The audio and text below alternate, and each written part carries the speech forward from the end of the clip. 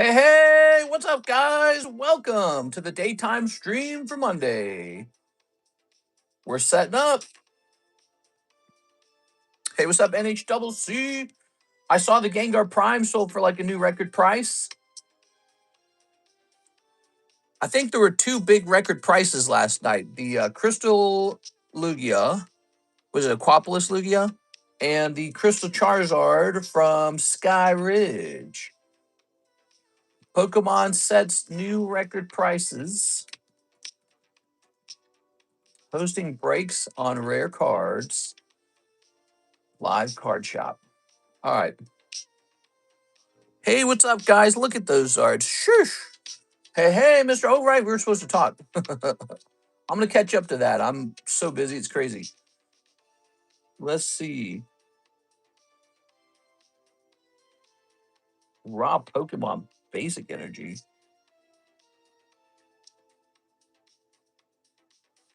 Was my tag Rayquaza sent to the PSA Vault 2? Let me mark this unread. Let me respond to them. Let me respond to Mr. LaFlame here.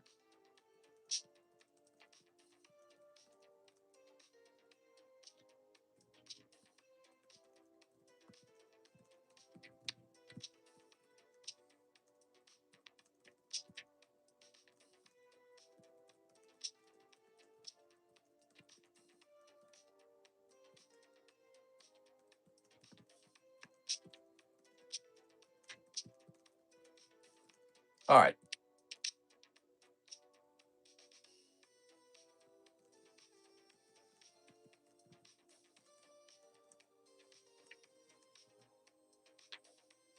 All right. Let me mark this unread.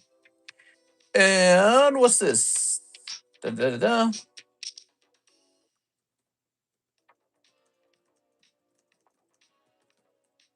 There we go. Somebody was asking about the Umbreon. Sweet. I've two people asking about the Umbreon. That means Sandstorm Umbreon is somebody was showing me that he auctioned for only 8,000. It's like 8,500 or something like that. Back at the beginning of April, really not that long ago, like a week ago. And I was like, 8,000? How's it so damn cheap, dude? But you know what? I didn't know he was an auction, so I didn't get a chance to bid on him. That's the mistake with auction. Why are you auctioning a pop 25 card, bro? They could list it probably closer to the price of the, I don't know, the Skyridge Umbreon and the Aquapolis Umbreon because he's from the exact same year. And so that's not really my, job to make sure people sell their card correctly. But seriously, who's putting these cards in auction, man? They're not clever with their collection. Good thing for the buyers, I suppose. But yeah, somebody got ripped. No. All right, let's see what we got. It's so hard to go live because I get so many questions to answer these days. Let's see.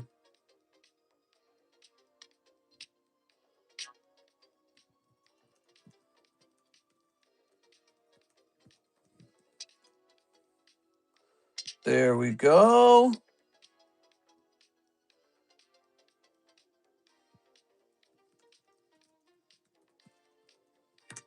Did not ship this. Let's see.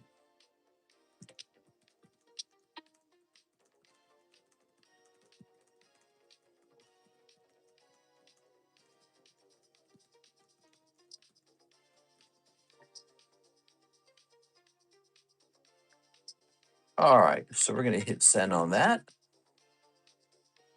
Okay, so we're just catching up. Now we're checking our emails. I got some chips delivered from Walmart. They were fiber chips. Ew. Delete this. Really interesting. All right. Mr. Albert says he has a 4 or 5. Let me ask him, what name was it all under?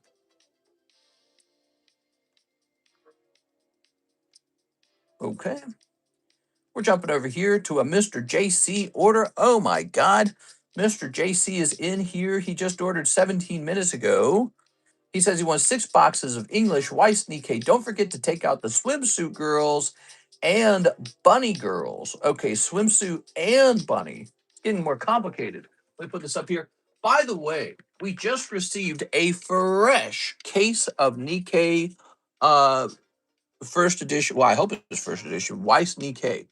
Let me go ahead and plug this into here, I suppose. Let's plug this in. Let's turn the iPad on. We're just getting set up, guys. It started a little bit late. Kind of a busy morning. I would have liked to have started sooner. I made 2 pieces of content, and I was doing some bulk shipping and oops, that's my music playlist. Here we are. Click on this. Good. Oops. Oh, so this has to be paused. I didn't know that. All right. PC or console. I mainly holo. Okay, let's see what you guys were saying. WhatsApp, Mister. What's a WhatsApp? Let's see. Mister, I'm playing Rivals. Please pause the stream till I'm done. What's the new record sale? How much did the Gengar Prime sell for? Okay, so I could have sworn I saw that the Gengar Prime sold for 13,000. And then the new record prices for the other Pokemon. Let's see. Wow. So a Black Label 151 Charizard reached 72,000. And there were 2 cards that reached, were they on eBay or what were they on? Did it say where? It didn't say where they sold. But these 2 cards just reached almost 100,000. Lugia and when you're buying a card, you don't know if it's going to be a consequential card, but apparently it is. These 2 guys right here, notably both e-readers. All right, check that out. Charizard and Lugia. Beautiful. New 151? No. Black Label 151 Charizard sold for 72,000. This guy sold for 96,000.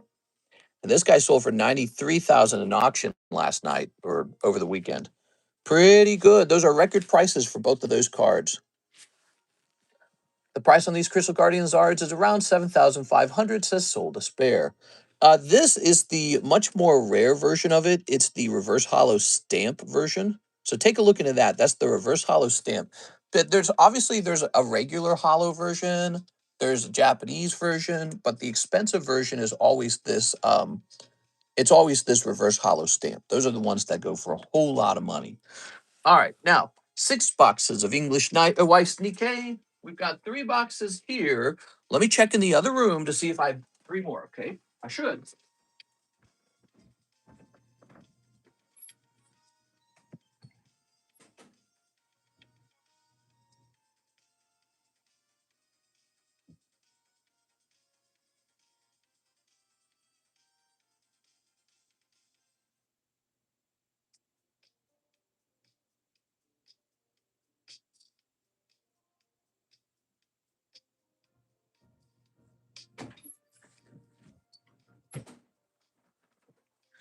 All right, here we are. Excuse me. A little heartburn there, actually. Okay. When does Dreamlike come? Dreamlike, is that a Weiss set? Let me look. Weiss Dreamlike. Let me look at a box, maybe. Oh, Final Fantasy Dreamlike. Hopefully soon. I placed a restock order, and then that restock order got canceled. So the next day, I placed another restock order. So we're just waiting on that. Looks like the price is very slightly up on this, but it's just slight. So I don't think our price will change. All right, so here we have Nikkei. Ooh. Ready? So we got 6 boxes of this stuff ready to go. Let's get it. Last sold for the red foil was 8,694 on eBay. We are. Very nice. I mean, if you can find them at that price, I encourage you to buy them because I bought mine like over a year ago for like 6,000. So if he was for sale somewhere for like 8,000, that would be ridiculous. That does not match the change in price that we've seen for all of the reverse hollow cards from the Gold Star era. Most likely what you're experiencing is the fact that no more of them have sold because no one's willing to give their Charizard up, and except for like a really high price. Like when I checked eBay, the cheapest one was 110,000, right? And so it just hasn't sold at that price. But that doesn't mean that he's worth, 8,000 bucks. You have to find someone selling him for 8,000 bucks. Yeah. All right, let me put these over here. Like it wasn't that long ago that this guy was 4,000, and he just sold for like 20 or something. Look 225 3.8. That's last year February, $4,000. But I think the last sold on this Shining Mew is like 20,000 now. So the market's certainly shifted a little bit. Definitely it has. All right, let's get started, shall we? Mr. Play Marvel Rivals with me. I will carry you. Really? I'm watching Karis play Pokemon Red right now. I'm playing another game, 6. It's called Run This Pokemon Store. It takes all my time, unfortunately. I was working on a tag submission, a private one for myself. It took just about 6 hours to get 134 cards submitted. And that was a that was me working really hard and with years of experience. Sending cards out to grade in huge quantities requires a really strict mind. You have to know, like what is going to be worth thousands of dollars to grade, because it always costs thousands of dollars to send those submissions out. And then you got to prep it all and pick what you think is looking good. It takes a lot of time. All right, what we got? Ooh, Doggy Girl. Next year at March, somewhere at March, is going to be the day my card got created. What? There we go. Pokemon is hitting record prices. Crystal Charizard hitting $93,000. Crystal Lugia hitting $96,000. We are.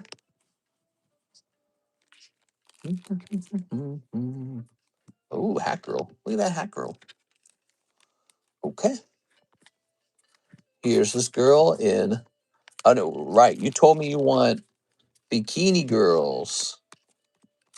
Okay. So according to PSA, last sold with 23,000 on a PSA 10 on the Red Foil Charizard. This was on their website. So PSA cannot be trusted with that. I know that for a fact.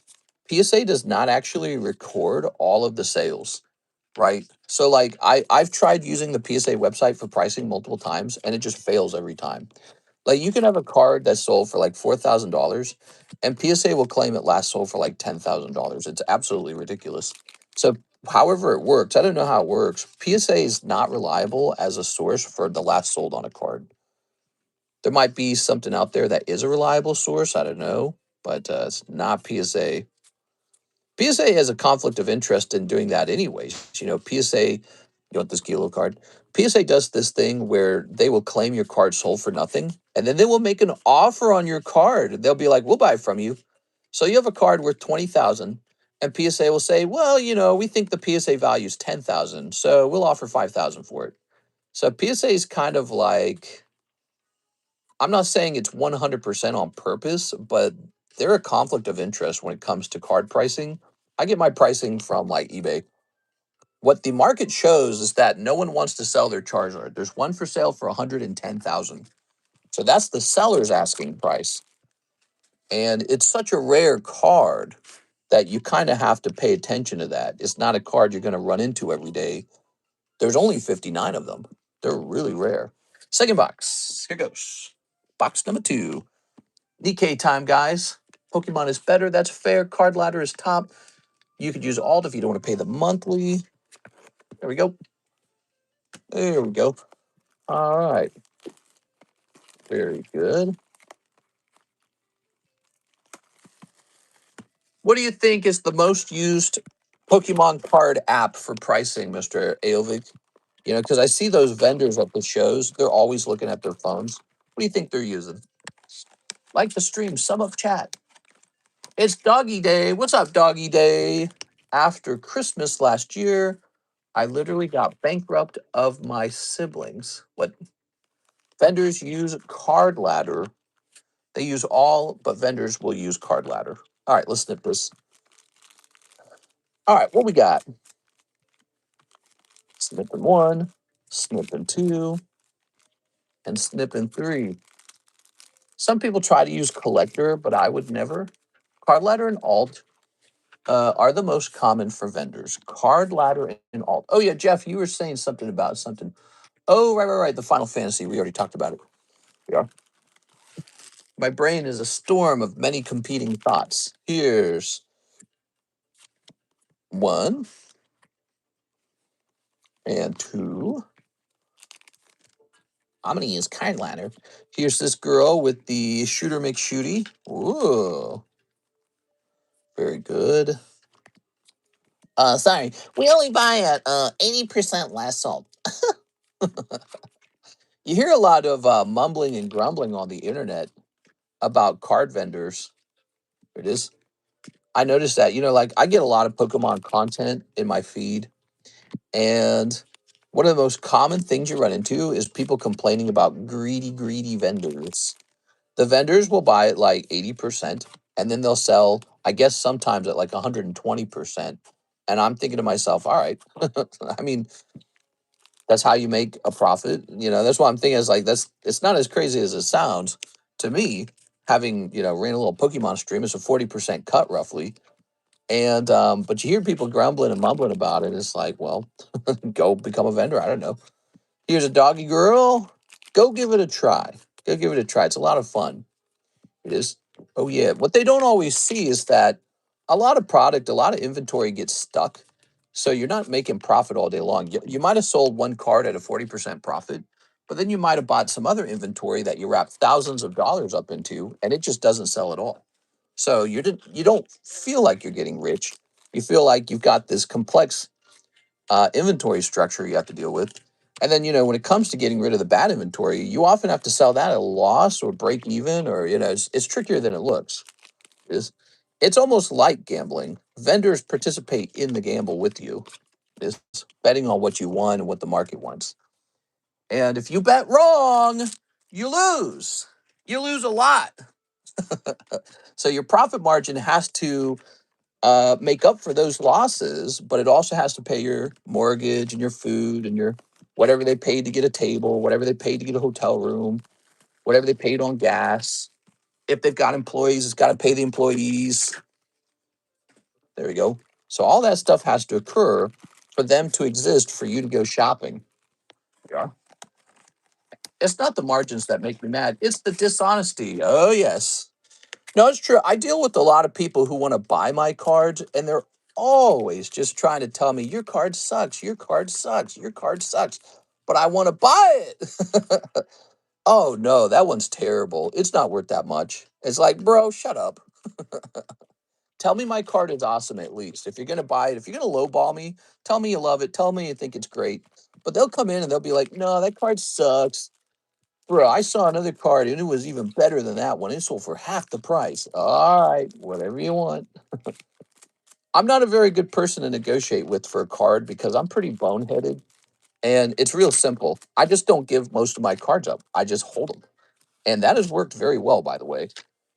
Keeping the majority of my cards has been a very good strategy in this Pokemon boom. I'm a lucky guy for being so boneheaded. All right, let's see. My TCG only has 2 official cards. I am winner, chicken dinner. Rivals treat me better than live customs. What? You can't say that, Six. Six, how are we gonna how much to get you to get a TCC tattoo? We are. We need you to have a TCC tattoo. I'll pay. Here's a hollow. We'll consider it like a billboard kind of thing. We'll get you a monthly payment. We are. Here's a hollow. 10K. Whoa! that would still be very fun though. We are. I'll get a $10,000 card for you. I'll do it. It's an interesting idea. Yesterday, someone tried to tell me about an offer they got for a card they were trying to sell me. I didn't believe him, so I told him I can't beat that. You should take that offer. He looked shocked and walked away. Yeah, people will just lie. People will just lie. I already got an offer for that card, twice as high. Oh, well then you should accept that offer. That's a really good offer. What? They were hoping that you would be like, whoa, really? Whoa. Wait a second. Let me restate my offer. I want to do full price. It's a devious place, right? Like, I think that vendors get a lot of shit talk. I think they get talked. They get a lot of heat because they're in it for profit, obviously, right? But it's not like the customers are there to not get as good of a deal as possible, too. And it's not like customers don't get rich when they turn around to sell their card on eBay or send it to a consignor or whatever they do, right? And so, there's a lot of money involved, and these guys are getting mad that, you're not giving them some kind of crazy deal or selling it last sold, even though the market's hot. It's like literally on fire. And they're like, why won't you do last sold? It's like, because I want to keep mine. And so, all this heat, all this anger, some of it does not feel like it's just some sort of moral, philosophical take on the greediness of vendors. Some of it feels like it might be the greediness of buyers, which I know sounds impossible. You're not supposed to say that even. You're not supposed to say buyers can be greedy, but it's like, come on, bro. Buyers, of course, can be greedy. This is going into my collection. This is for my, that's one of the most common ones, by the way. People come forward and they go, this is going into my personal collection. Yeah, it's in my personal collection right now, going up in price. I'd like to have this card in my personal collection. How does that sound? There we go. Don't worry, bro. I won't resell this. Yeah, until you do. Everyone resells one day. Or your kids that inherit the cards will resell it. Like, come on, dude. All right. It's another technique. I had a guy write a whole story to me about how he was going to make like, so I had this guy, he was trying to buy, it was a Rocket Returns card. I don't remember which one it was. It was really expensive. And it was like Togetic or something like that. It was like some really rare Rocket Returns. And he was, no. It was Dragonite. It was Rocket Returns Dragonite. And he was writing this whole story about he's a Dragonite collector and he's going to make a video and it's going to be so good. And he's on his journey and I'm going to be in the video. And I'm like, that's great. Still going to be like 50,000 for this. He was proposing like half that price or like some low price. I don't remember what it was. It was like some ridiculously low price. And I was like, that's a beautiful story. It's still going to cost a lot. But that's what they do in real estate, right? In real estate, when you're trying to buy a home, the real estate agent tells you to write some sappy story these days because they hope that that will work on whoever is selling the home.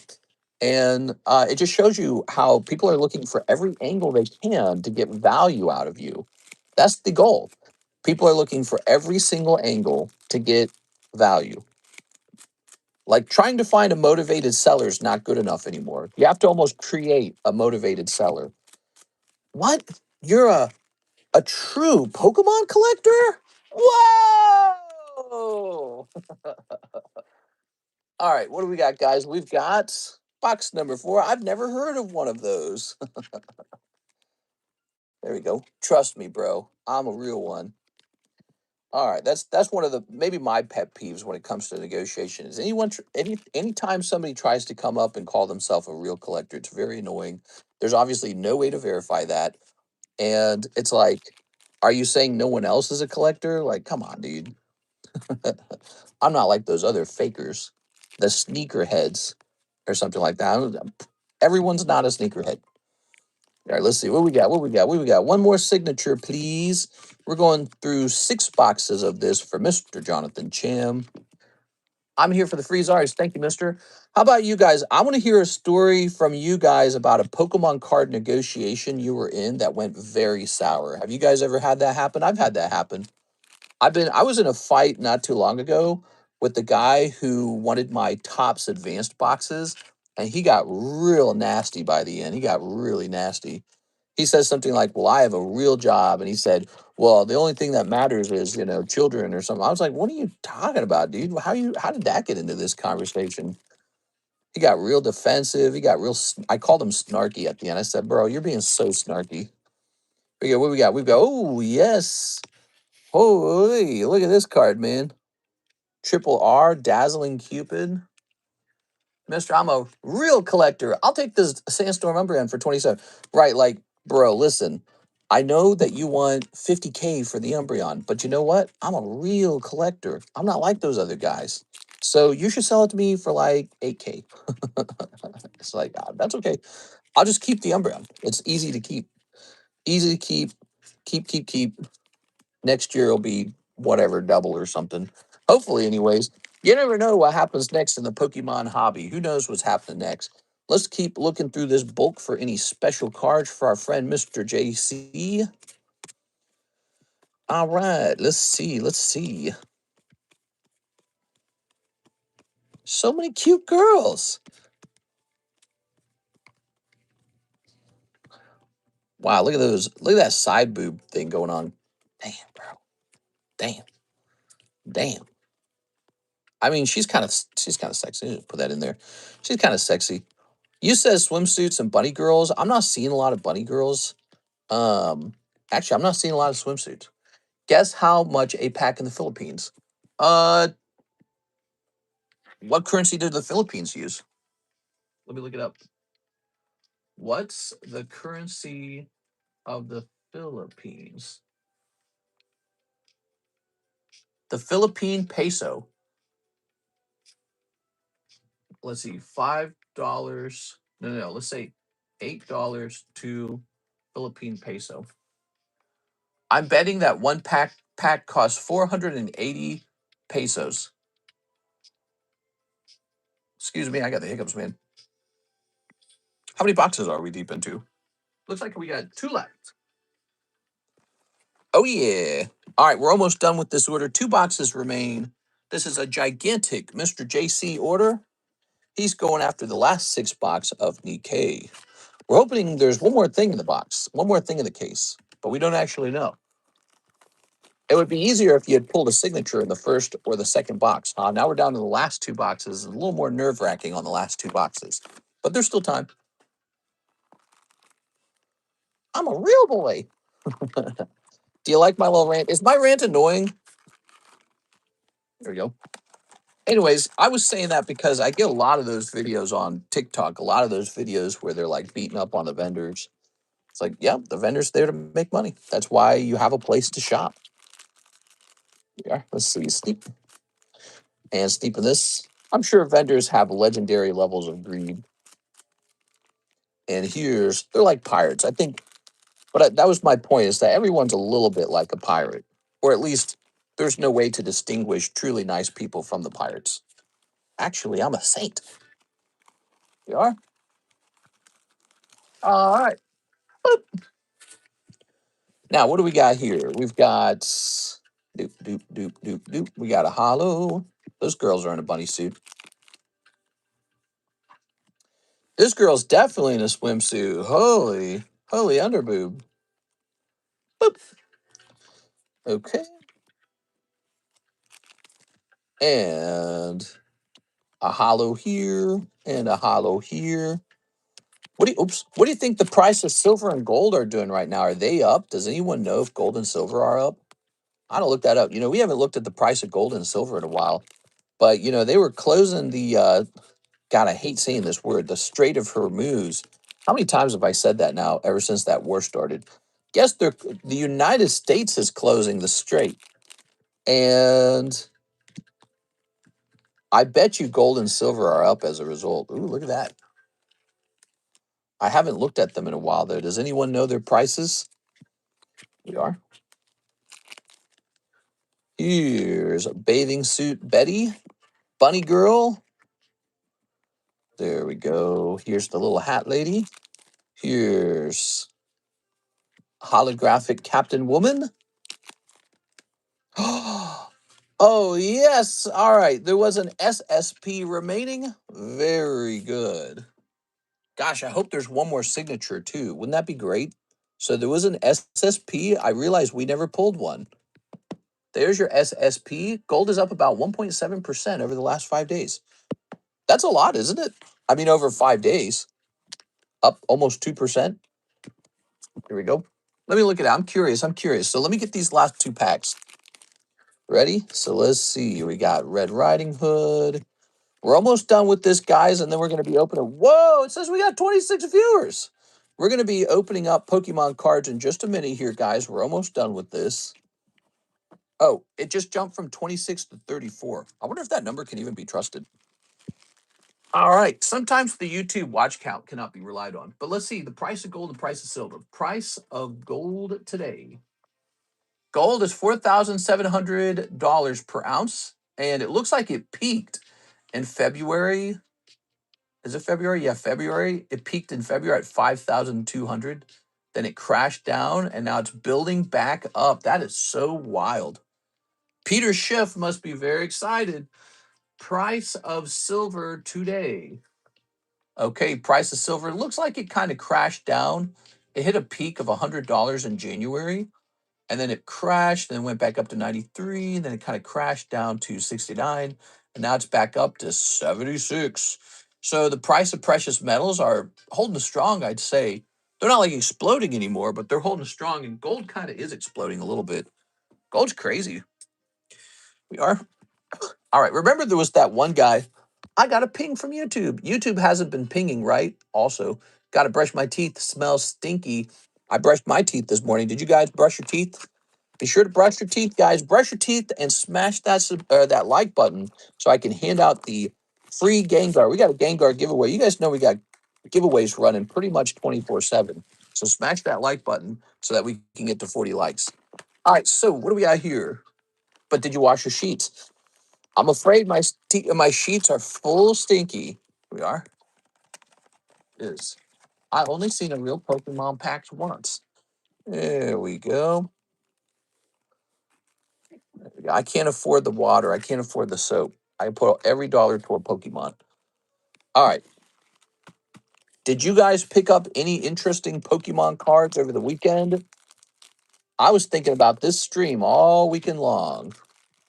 We got some really great breaks right now. We've got a rare candy break and a new lightning break that you guys might be interested in. I'm pretty excited for them myself. I think they're pretty strong. There we go. Oh no, it's crashing. Everyone quick. Throw all your gold in the trash. Yay, yay, yay. Full of natural musk. That's right. Full of my natural smell. Let's see. Here's the dog. Let's see. Some bikini babes. Mhm. Here's a hollow. Here's ready. We're hoping that there's one more signature in this box. This box marks the end of the previous case of Weissney K, and the new case just arrived. So it's not off the menu. We actually have more of it right now. You can order some if you wish to go into the next case, everybody. Whoa! I can give you two big reasons why this card might be popular. Okay. Mister, I lost in Rivals. I'm a cried. No! Did you hear about Trump? Jesus, imagine a hen posted, then took it down. He told White House reporters he thought it was him as a doctor. Oh, he took it down. That's so crazy, dude, because I heard, oh my God, he's so irreverent. I heard he had posted himself as Jesus in some other post that I ran into, or somebody criticizing him. And so I ran over to his Truth Social to go see it, and it wasn't there. Woo! It wasn't there. So I was like, did I miss it? I wasn't sure if he takes his own posts down. I didn't know if that was a thing he does. Dude, I'm telling you, people think he's the mustache man. He is not the mustache man. He is some kind of narcissism monster. He's a totally different thing. I compare him to Napoleon. I think Napoleon was kind of narcissistic. Um, he is not the mustache man, though. I really don't think he is. You are? All right, let's see. Even if there's overlapping personality traits like a desire for power or like a desire for success, over ambition, that kind of stuff. That's the problem for a lot of these guys. They were too ambitious. They don't know when to stop, and then it gets them in trouble. So, they have some hard fought victories sometimes, and it's like a big deal. It makes them famous, but then they just keep going. And that is the mistake. So, for him, if he succeeds in this war in Iran, I think he just needs to stop right there and don't go any further and just. And I am rooting for success. I don't want this country to be unsuccessful, right? We are. But I think at that point, he got to take a break or something. All right, so that is the end of the case. We have this wonderful SSP that was not another Siggy. I wonder if I have some of those. I might have some kind of gift for you real fast. Let me see if I can find some because I know sometimes these are laying around. I don't think much of them. We are. Give me a second here. I knew I saw these. All right. So I got a specialty pack for you that they tape to the bottom of the box. And I never open these. I just kind of toss them to the side. What do we got? Oh, all right. Little bonus promo for you. There you go. And now, Mr. JC, let's get these all set up for you. Now, I don't think that the box up here is going to hold it all anymore. You just got too much. You got a JC bag, JC bag, JC bag. So you have like a full box up here. How do I want to do this? Could I just put an ETB up there for you? It's an interesting concept. How to deal with JC stuff. Maybe we'll get you a double box going. All right, guys, we're almost done with this order. Has my Goldie Roger come back from PSA? Says Benjamin Gaming. Maybe. You want to know if your card came back from PSA grading, is that right? There is a way to look that up. You go over to the Discord server. You need to know when it was submitted, so go to the PSA submission channel and then cross-check that with the returns channel. That's how you do that, okay?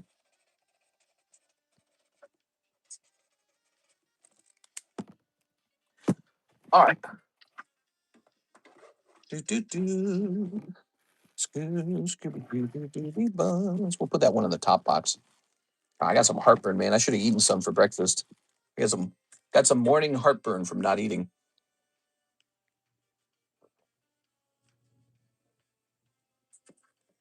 I woke up feeling nauseous. Here we are. I don't know exactly how Wegovy works, but I'm wondering if it's getting stronger over time. All right. I got one pack of Phantasmal Flames from GameStop and pulled Mega Sharpedo. Nice, dude. Too bad Mega Sharpedo's never treated with respect. You ever notice that? Sharpedo's like one of those Pokemon that never just goes to the moon or anything. Kind of sucks because he's a cool Pokemon. All right. Some of these. The bag with the promo, the bag with the top loader. Let's put this one in the bag with the top loader. Let's look at these again, okay? Just for fun. Lots of sexy girl cards in here. You should be able to grade, especially the alt arts. I would grade. Like this is an alt art, right? This is a standard pull. This is an alt art. And then the lovely SSP. Let me jump this in here.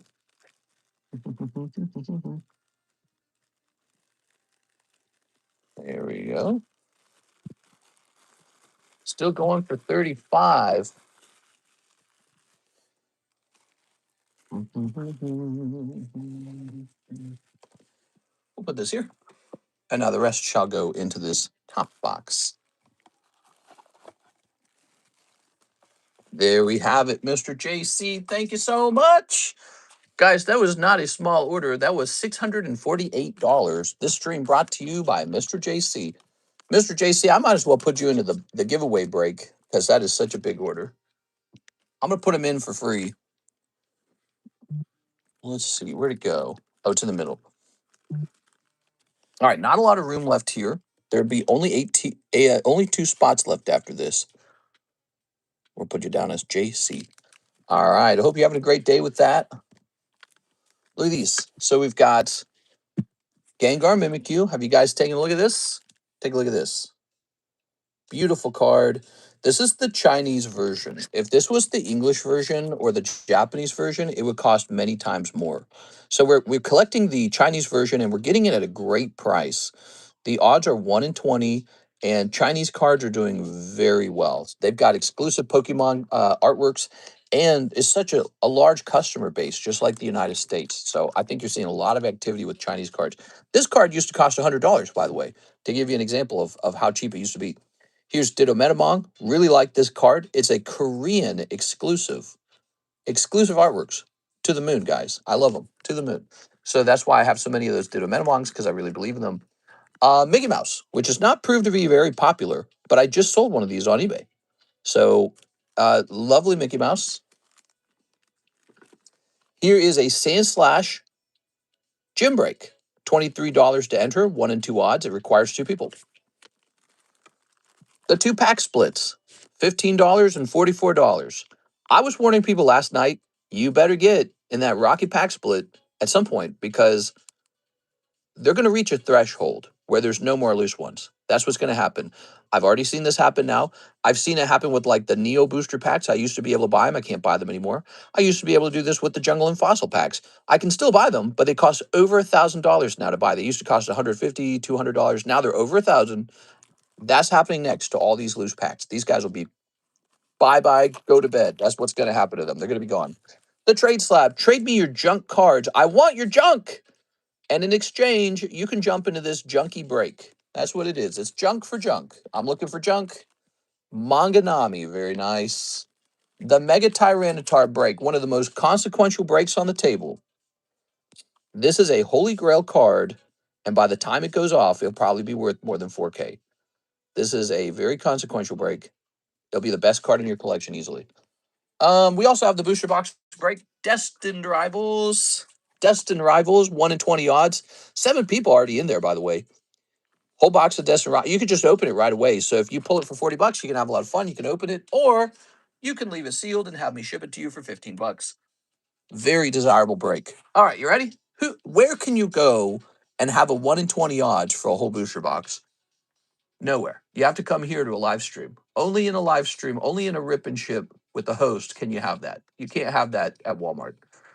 All right, so Team Rocket Grunt is next. He waited, it says here he didn't wait that long. Is that true? He says, had pulled a Megalodios on the live customs. Can you please put it into consignment? Also lower the Squirtle Poker to 250 and 5 Poke Shuffles. You got it. Yes, I can definitely put that card into consignment. I'll have to retrieve it. I sent it downstairs. No! God, dude, why is the shipping area so far away? Here it is. Now, I love this Squirtle, guys. This is Poker Squirtle. It's serious business, in my opinion. This little Squirtle is. All right, for $250, there he is. See it? Beautiful. It's a good card. It really is. I'm buying out the Sandstorm, mister. This guy right here. All right, put it to the side. There you go, Ivan. Lower the Squirtle Poker and 5 Poke Shuffles. So let me write a note. Sell TRRs Latios, or it's Latios or something. So there's a little note for me. That'll help me remember. I'm gonna get that next time I head to the basement area. Now, 5 Pokey Shuffles. Besides the breaks, are all the slabs up for slab away? Yeah, they all are. In fact, if a break has not received anybody in it, you can also slab away a break. Did you know that? So see how there's nobody in this yet? You could say, hey, I'm putting that Ditto into slab away. You can ask me to remove the star spot. So you can say, can you remove the star spot, and I'll put that guy into slab away, and I'll consider it for sure. 1, 2, 3. 1, 2, 3, 4, 5. All right. Good luck. Ooh, it's a cold round this time, Mr. TRG. I'm writing you down as TRR over and over again. I gotta stop doing that. It's TRG. TRG. Team Rocket. You know why TRR sticks in my mind? Team Rocket Returns. That's why TRR. Gotta remember TRG. I'm sorry, man. I think we need a new card up in there. Let's get a new card up in that box. I'm gonna put a cheap little Arcanine in there.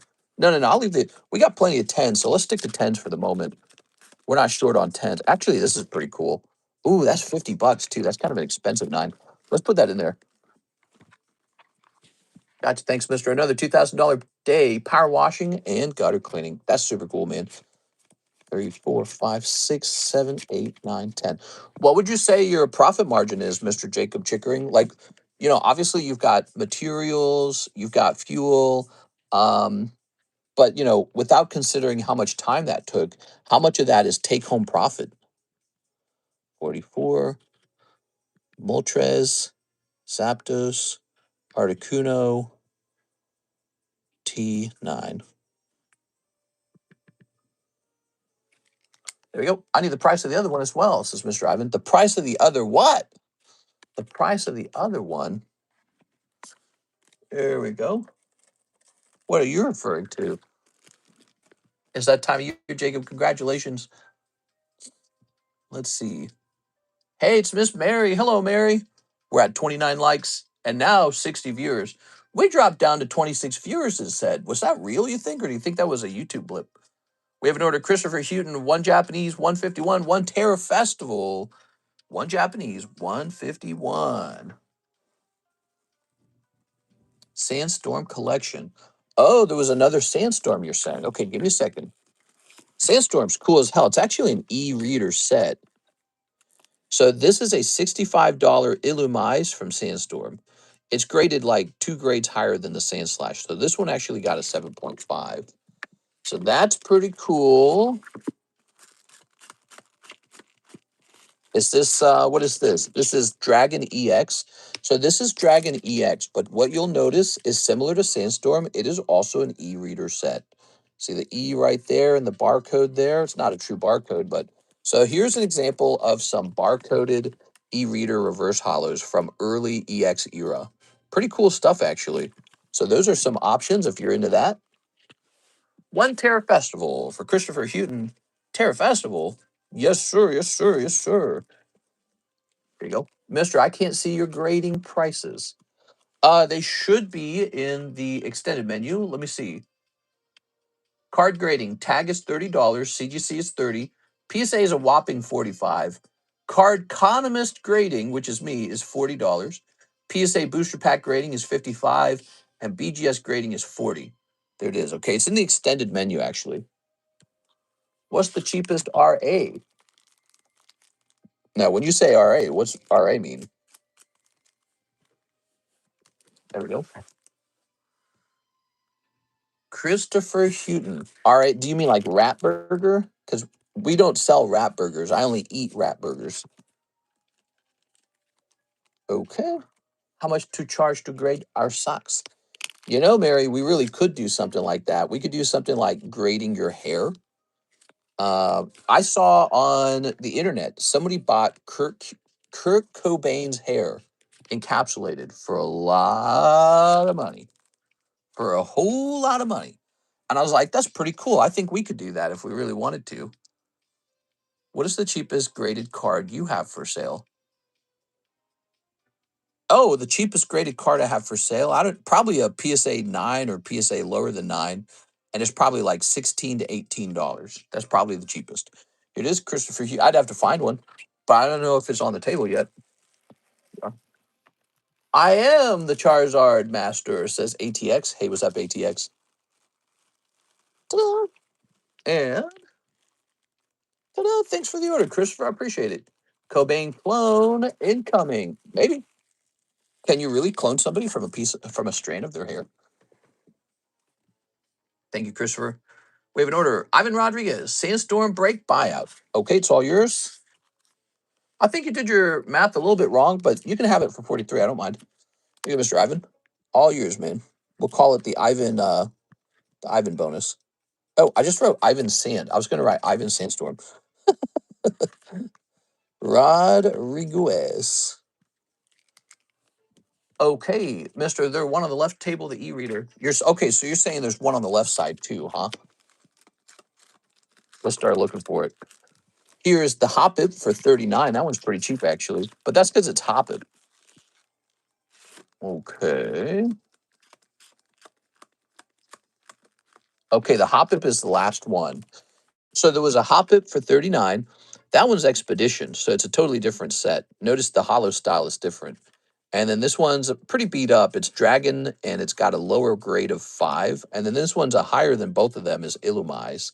So there you go. You got 3 here, 3 different prices.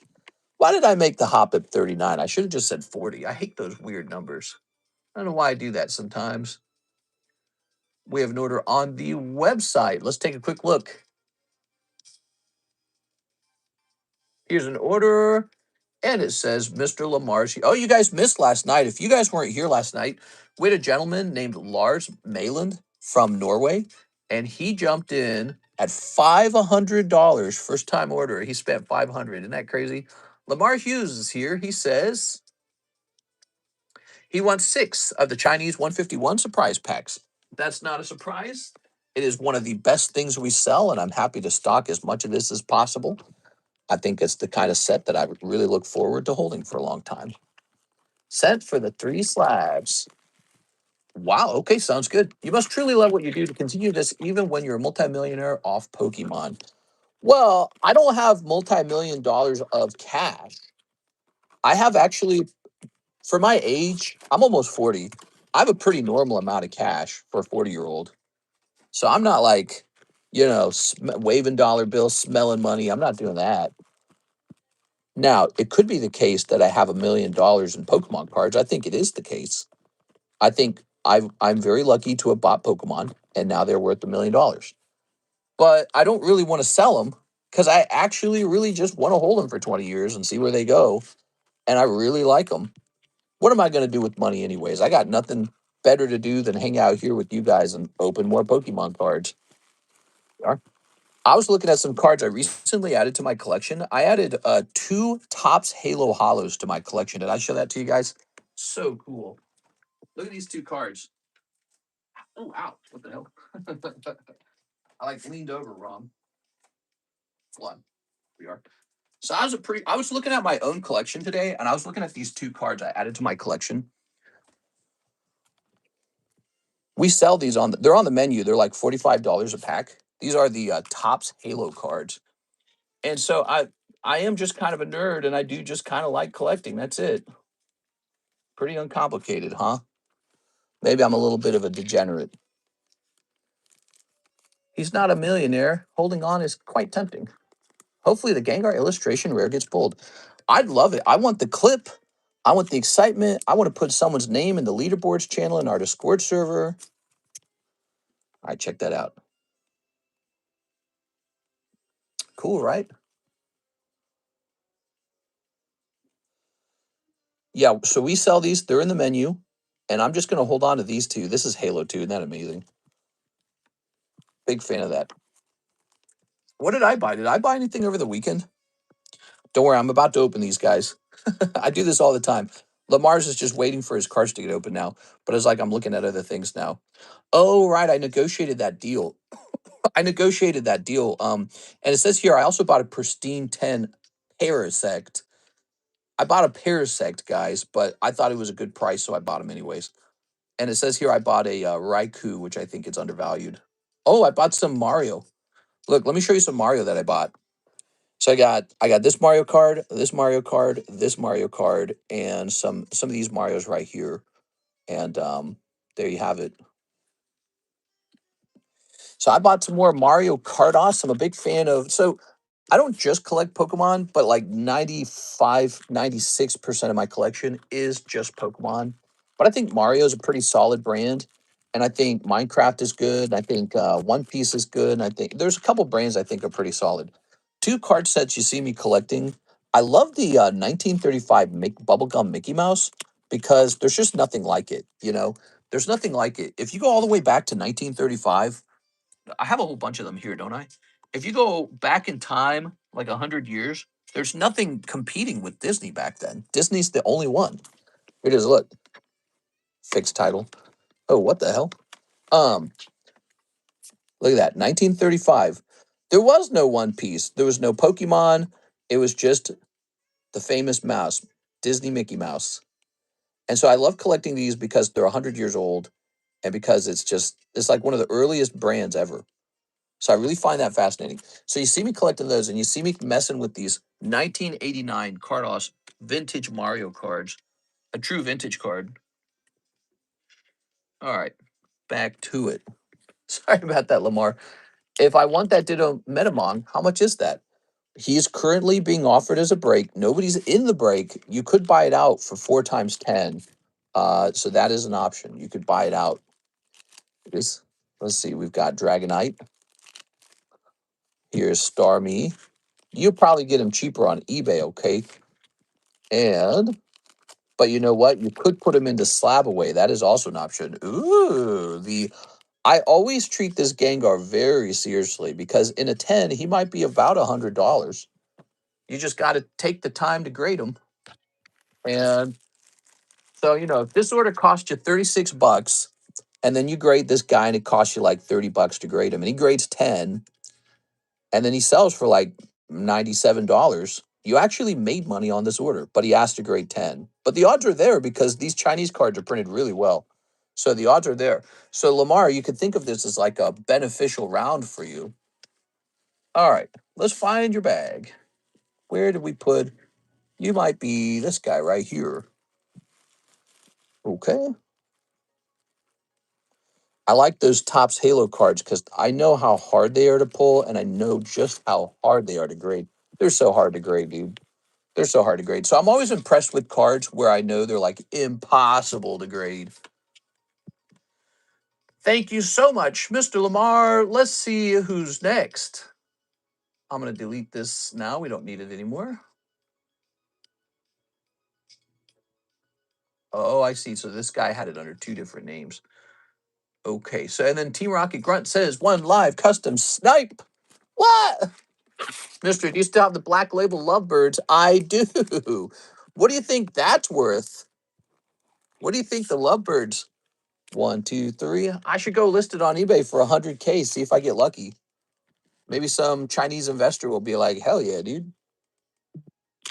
Ah, no luck. Sorry, man. All right, no luck in the live customs. Always hoping for that live custom snipe, huh? Those snipes in the live customs can be really big. They have a higher ceiling than the shuffles. This is a consignment sale for Albert Austin. Here's Ludicolo, just 30 bucks. Hey, show me papers. Ah, he's running away. All right. We make that joke one time. People found it funny. Now I feel awkward making it again, but it is a little bit funny. Here's let's see. Jonathan Lewandowski spot in the rocket break. Grade my Umbreon with PSA. One box of 151 surprise. That's a big Jonathan order. Here you go, Mr. Jonathan. Speaking of Chinese cards, what do you think on that Mew card? I probably should have bought one when it was cheaper. People seem to be very stoked on it. I think the reason I didn't buy it is because it was very experimental and also because it wasn't really vintage yet. So it's like, okay, I didn't buy it, but I probably bought something else that's doing pretty well too. So it's tough. You always have many options on what to buy. And as of now, he's doing well. But again, it is still pretty early for that card. He's not nostalgia. I think there's a lot of, investors selling to investors kind of situation going on these days. It's hard to tell what he's truly worth. He could dip, but one thing I do believe in, I strongly believe in the Chinese market. I really strongly believe in that. Okay, spot in the rocket break. I strongly believe in the Chinese market. I think that when you look at the economies, China is one of the best places to invest in the world right now, one of the best places to have a business. Easily one of the largest. It is the second largest economy by a long shot. Like it beats all other countries by a lot. And it's just behind America. So in theory, Chinese Pokemon cards are going to the moon, guys. In theory. All right. So grade my Umbreon with PSA. Let's go find it. In theory. That's why we got to pull this Pikachu Gengar, right? Time to learn Chinese. That's right. I'm practicing my Chinese already. Is it going to be this? Oh, yes. Look at that Umbreon, everybody. Oh, yeah. Did you guys see this? Don't show that to Shahir. All right, because that's no good. All right. Not sure. China's exclusives tend to stay exclusive. So far, yes. What's that noise? Somebody's making a noise outside. All right, we're not anticipating a 10 on this, which is too bad. But hopefully a strong 9. And you know what? A 9's still really cool. So no matter what this grades, Mr. Jonathan, I hope you'll keep it in your collection as a very special memory. And if your only goal is to liquidate it, contact me because I might be interested in it. All right.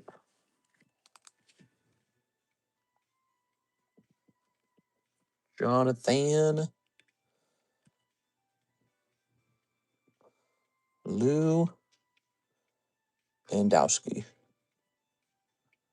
Okay, and this is going to go right here. A P. Bam. Ta-da! I grabbed all the Chinese tag teams that I could. Oh, cool, man. Graded ones or ungraded ones? Now, here's an order from Ivan Rodriguez, the 3 slabs. They're all yours, Ivan. Wow, very cool, man. Vintage cards. I think you're going to enjoy these.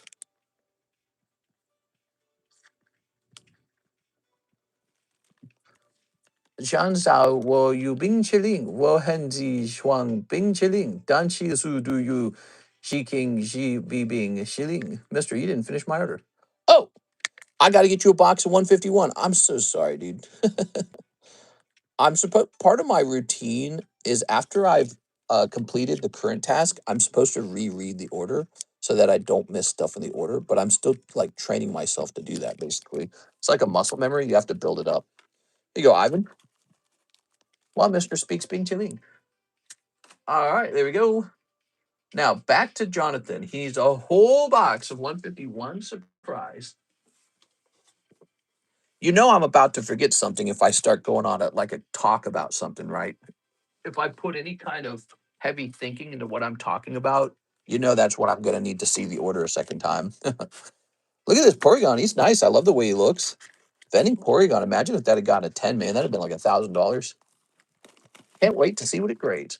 There's a chance for an 8, but we're hoping for a 9. There is no chance for a 10 unless it's a mistake. There we go. All right. May the grading gods bless you. Yes. Here we are, 151 surprise. Got 1, 2, sneap. 3, 4, 5, 6, 7, 8. All right, cool, man. Cool, baby.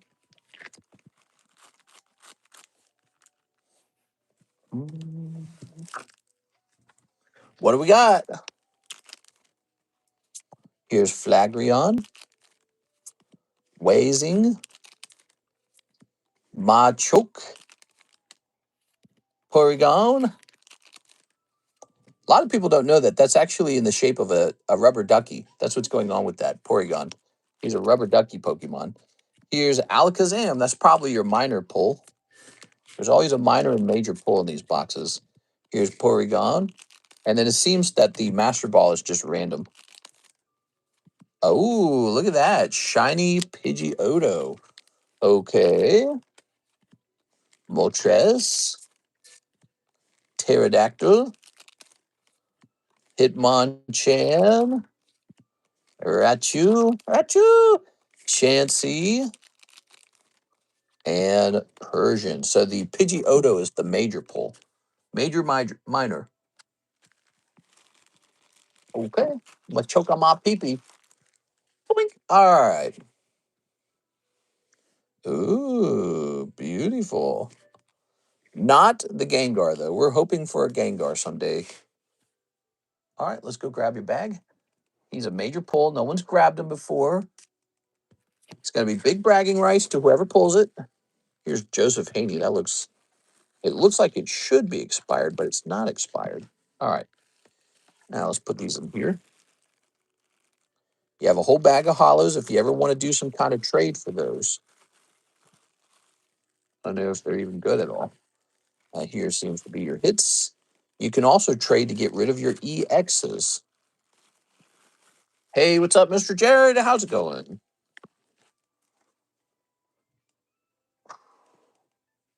This says Joseph Haney, 524, 325, 525, 326. He is becoming an issue because I don't have a good place for this. Let's put this here, I guess. All right, we're going to try and remember Joseph Haney's in an odd spot. Probably we won't remember that. All right, we have an order from Joseph Smith, 2 Pokey Shuffles. All right, 2 of these lovely Pokey Shuffles. Gonna look at the Discord for a new Sobaway card. 1, 2, 3. 1, 2. You want to see a nice Pichu that's up on the table? I don't think he's in the Discord. You guys might not have seen this, but this guy's available. Can I grab him? 1,240 for him, though. 2 cold ones. All right. Thank you, thank you. Pichu! All right, set him there. Here's Mustadio, 45 bucks. Here's Why Not, 25 bucks. Here is Team Rockets, not Galarian, Team Rockets Moltres Stamp. Dang, that's cool. Too bad it's an 8.5. That's really unfortunate. Yesterday, I wasted my time. Did you? All right. So, what do we have? 1, 2, 3. Tag is such a tough grader. Look at that, Radiant Serena getting an 8.5, man. I probably didn't look it over very carefully, but I mean, look, the centering's deep. Why is look at that scratch on the card. They got to be more careful with their slabs, man. So this got an 8.5. What in the world gave this an 8.5? Because it looks pretty strong to me. This looks like it could have just been a 10. Let's look it over, everybody. Oh, it's going to... Wait, is that a fingerprint on it, too? What the hell? Is that my fingerprint? Guess it's possible. All right, there we go. This card has surprisingly good corners, surprisingly good edges. The centering doesn't look too bad. So what in the world did they find that turned this all the way over into an 8.5? We're going to go ahead and scan it. I do believe Tag has overly harsh grading. Their machine's too sensitive or something.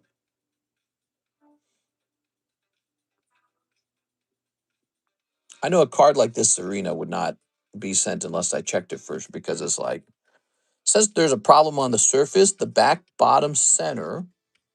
Let's take a look. It is claiming right under the word Pokemon that there's an issue. Let's see how true that is.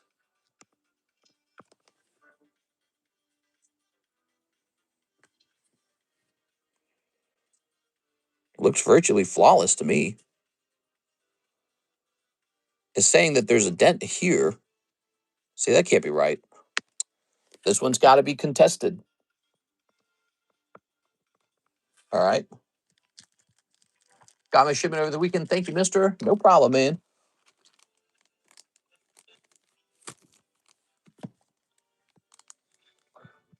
Regrade to PSA. That one's going to be contested. I don't think it's an 8.5. The machine's too sensitive sometimes. Here's this guy. Looks great. Wonder what's wrong with this one. You know, it's a kind of card where I don't really want to spend the money regrading it. The Radiant Serena is kind of in that category too. Like, even as a 10, they don't go for a lot. But sometimes it's just for the principle of it, you know, just sometimes it's just to prove that their system was not accurate enough, or like it was too sensitive or wasn't sensitive or something like that. So it says that the issue here is going to be with the centering. It claims to have 44 top to bottom centering. 44 to 56 top bottom centering. Interesting. How did they determine that? They determined that this is too thin. But look, it hits a 90-degree angle with the other. Look at how well the centering is on that corner. Look. How do they determine that that's off center? What is it supposed to look like? Actually, it almost looks too thick. How do they determine that? Yeah, look, it almost looks too thick. They're claiming that the bottom of the card is too thin. I don't see it. I don't know, guys. What do you think of that? I have a shipment from you sent out in March, and it is in unknown. I think the mailing system is on strike with my cards in the middle. Uh-oh, is it really? Are they on? It's too thick. Yeah, it actually looks too thick. But if you look at it, it says that it's too. Oh, wait, maybe I'm reading it backwards. It says top 44, bottom 56. Oh, I read it backwards. Okay, never mind. Never mind. I read it backwards. I take it back. Maybe they're accurate. So maybe they're claiming that the bottom card is too thick. The bottom line. It's very subtle, though. I mean, look at it. Don't you guys think that's very subtle to be so off center or claim to be so off center? I don't know, man. I'm not going to contest it just because I don't want to spend the money on a simple Sonic card. But man, it's moments like this that make me feel like, do they like what is their system? You know, like what actually causes those grades, and how truly accurate is it? It's it's weird because actually it almost seems like the left side is thin, and that's what's creating the illusion that the bottom's thick. And over here, it's the right side's actually a little bit thicker. It almost seems. I don't know. We'll just go with what it is. Let's call this a $25 card. We're just going to get rid of it. And then Lugia V-Star. Let's take a quick look at the Lugia V-Star. This is why when a tag slab actually does grade 10, I try to get a good value for it because I do think it's very hard to get 10s with this company. It's harder than people think it is, or, you know, if you haven't graded with them before. This is Japanese. So let's say Japanese, and its number is 080. Wow, it's a $55 card. Nice. Yeah, I had a feeling this card would be pricey back when it came out. I was like, you know, these Lugia V stars are very pretty. You know why they're so pretty? Because Lugia himself is the color of the border. All right, so it's just a very eye appealing card. So I saved a couple of those to grade in the future, and I finally did grade them. 55 is not a huge flip, but it's a little flip. Team Rocket Grunt, one more shot at the live customs. Good luck, Team Rocket Grunt. Here goes. Thank you, mister. Got my box. Let's go. Thanks, man. All right. Here we go. A win, a 2, a 3, and a 4. What do we got for you? No luck again. I'm so sorry, Team Rocket Grunt. No luck on that. We pull one common. Seems like those live customs are ready for a new slab. All right. Queue empty, queue empty. Queue is empty. No wait time. So since there's no wait time, let's try to find a new card. What can we put in there? Into those live costumes. None of these. These are all 9s. What's this, though? Ooh, he's kind of cool. But would people accept that as a 10 in the live customs? What else do we got? I placed an order 15 minutes ago. Oh, I'm sorry. Let me You know what? I probably have to hit the refresh button. Sometimes there's an issue where it does not actually show the order unless you hit refresh. My bad, dude. I bet that's going on. Oh, yeah. Okay, hold on. There we go. Okay, you're in. Mr. Jeff Leon. I hate that you have to do that, you know, because sometimes it just shows up, like it refreshes on its own. Sometimes you actually have to manually hit the refresh button. The majority of the time, it just refreshes on its own. So here we have the Weiss Sneaker Bunko times 5. Let's grab that. And that's going to trigger a fresh box of Sneaker Bunko.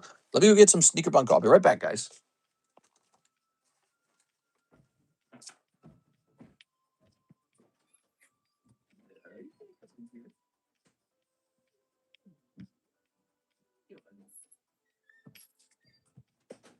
All right, here we are.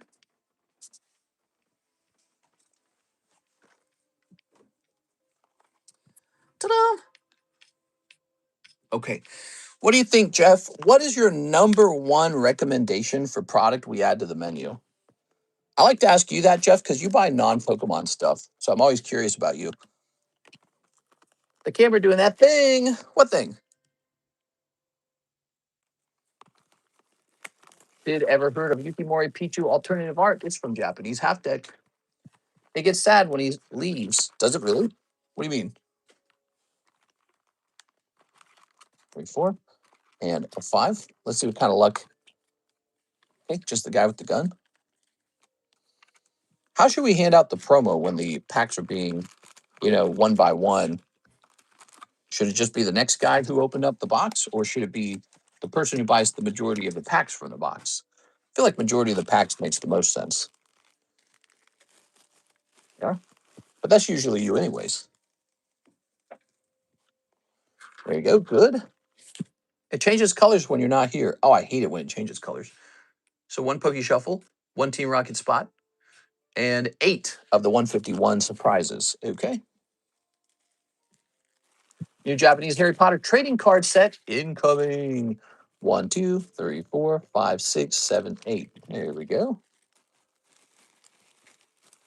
Harry Potter. I don't like Snape, guys. I don't trust them. Why you say that, Harry? I don't know. It's just a feeling. Same with that Draco Malfoy guy. Here goes. You're racist, Harry. All right. 2, 3.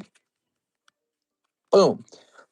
1 Clem Pearl. Okay, no super snipe. The $5 super snipe is possible.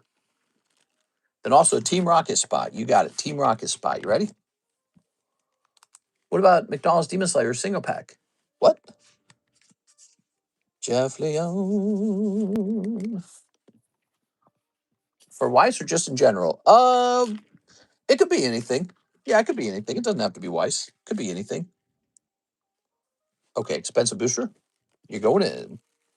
Think we have a total of 3 people in the Rocket Pack now. 4 people in the Rocket Pack. I take it back. We got 4 people in there. We need 7 more. Rocket Pack moving fast. I think it's actually one of the best value propositions for vintage right now because when you look at even the commons from these sets, they're just selling for really unbelievable prices now. And so this is going to raise the demand for vintage packs. What did J.K. Rowling mean by that? All right.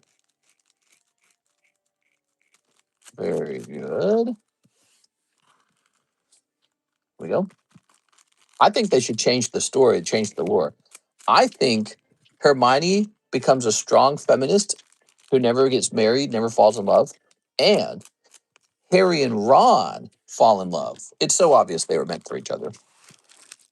There we go. All right, let's place this over here.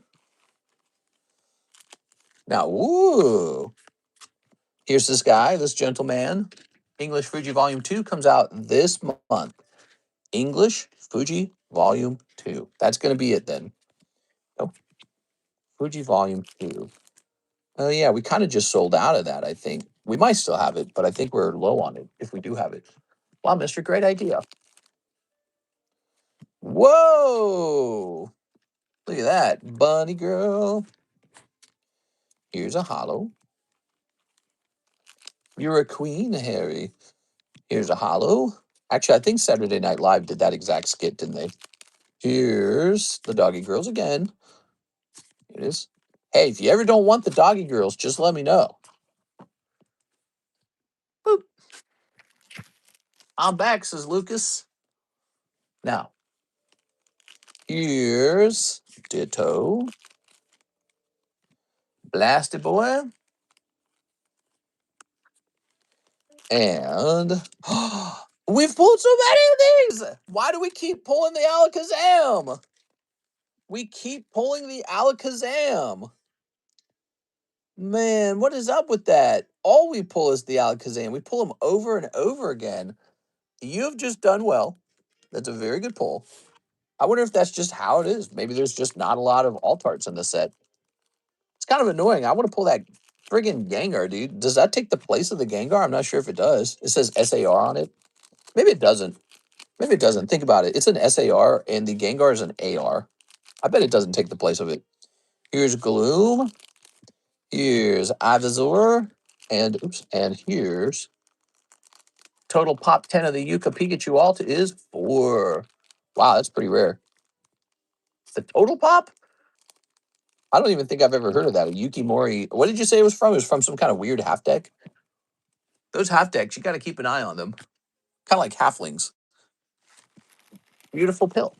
Mr. Want That Doggy Girls. Ayo. Hey, man, that's a money card for sure. The Doggy Girls.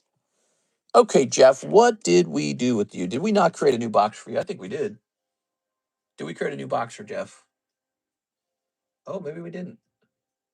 Sarah, Omar, Trevor, Mega, Brett, Isai. Okay. So You do have a baggy right here. Maybe I was thinking about doing it. Okay. And I'm popping this bad boy in here. Congratulations. I'm going to write a little card down. It's going to say, by Fuji to English. There you go. I got it written down. By Fuji to English. You talked about it, says Mr. Jeff. I talked about it. Did I not do it? Hmm.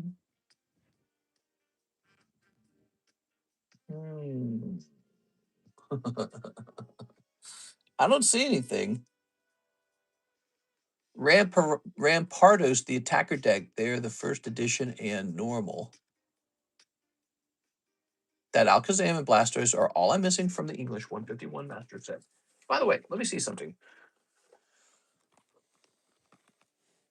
So the SARs, it says 2 out of 3. What does that even mean? 2, 3? Oh, there's 2 SARs and there's 3 SSRs. Oh, very fascinating. So wait a second. It says there. Let's zoom into the odds for the Gengar. Let's zoom into the odds. So it says there's 12 SRs. There's only 2 SARs. That's 14 total. And then SSR, there's 3 of those. That brings it up to 17. The UR makes it 18. And then the AR makes it 19. So your odds are what? 1 in 19? But you have to actually hit. Look at how it actually puts the AR on this side. Look at that. Instead of on this side. Notably, this is close to the edge here, like it's suggesting you're going to pull a lot more of those. Let me ask you, is this new set? Let me take a picture with AI.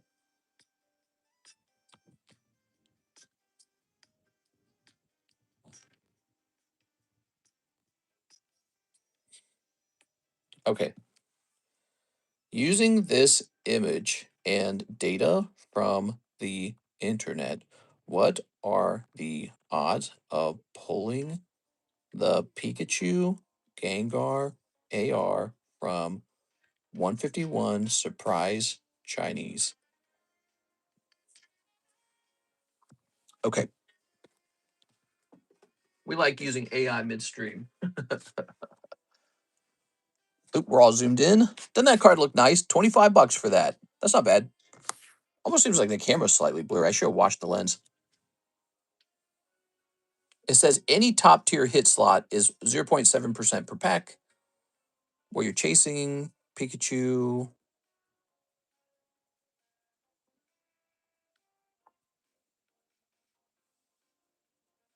Oh, I was doing the odds. So it says based off of the information on the back of the box, the odds are 1 in 2,570 packs. And then it says reality check from the community.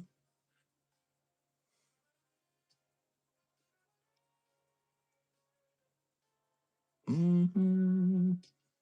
Mm-hmm. So it says based on the community, it believes the odds are 1 in 2,500 packs. Wow, that's crazy. I don't know what to think of that. That's pretty crazy. Pikachu Gengar. Here's William Wafter, 1994 Fleer Masterpiece. Man, I gotta go take a tinkle soon. Let's see, Fleer Masterpiece. Let's see. One Fleer.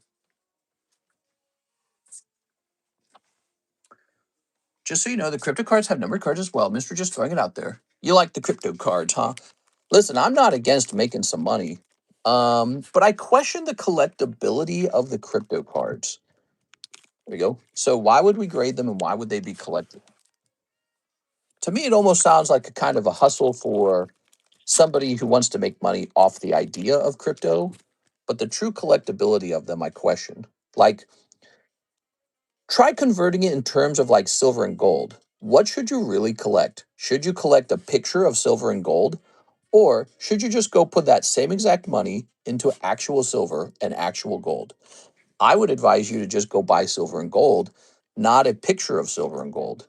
So what they've done is they've created a picture of crypto So my advice would be if you really like crypto that much, just go buy crypto. Here's Colossus. That's why you haven't seen that set come up on the table so far. You know, card sets are fun all on their own right. So it's probably fun just opening it. It's like a roller coaster ride. It's an experience. No, look at this. William Wafter, one pack snipe, Venom Hollow. Wow, wow, wow, wow. Look at this. Oh, baby. Ooh, yes. You got to grade it, man. Look at that. Woo. That's hot. Wow, that is so cool, man. I feel like that's clip worthy. That is so cool. I'm a big fan of Venom myself. Anyway, so that is the problem I have with those because if Roger Gray mentioned those sets too to me, he mentioned the crypto sets, and I sort of looked at them. Did you know also I was contacted an email by whoever sells those, and I was requested to show them off on my stream. I ended up not doing any of that. I didn't show them off at any point, and it just does feel a little too much like a hustle to me. It feels a little too much like a hustle. Like I am kind of, it is difficult for me. It's like, okay, if they're really that good, why not just collect crypto? You can just go buy crypto. But I know some of them, some of the cards convert into a cryptocurrency, right? So like you get like a Bitcoin wallet thing, but that also is sort of like, why don't you just go buy that crypto? Night Thrasher. What company for grading? Definitely PSA for grading for this guy. You want me to sleeve him up for grading? Definitely PSA. I'm not sure if Tag will accept him because it might be outside of their scope. I don't know. What is this? 1994 Marvel Entertainment Group. Yeah, I mean, whoever printed Marvel Masterpiece might be outside of the scope of Tag. Tag is really they don't like to grade stuff that they're not prepared to grade. So I would say this is a PSA card for sure. Hopefully a 10. Man, if you grade a 10, I might be interested in buying it if you're just looking for the flip. All right, William Wafter. You are? What a great pull, guys. Dancing Capuchin. Going to pick up some more from my boy. He thinks they are funny. There we are. Let's see. Okay.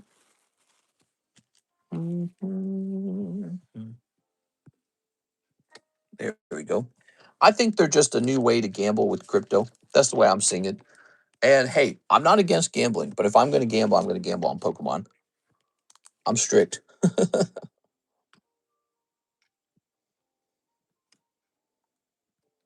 You can already gamble on crypto by buying it. That is the gamble.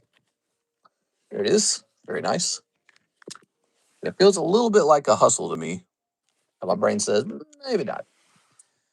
I'll send for the grading sometime this week. Okay, I'm going to put this in the cool kids box, okay? That's where he shall reside, since I already put him in a sleeve. Look at this beautiful Lugia. Did anyone buy this? If no one bought this, I'm putting this in the Pokey Shuffles. Let's see, let's see, let's see. It looks like no one bought him. So into the Pokey Shuffles he goes. Nice Lugia going in there, guys. 1, 2, 3, 4, 5, 6, 7, 8, 9, 10, 11.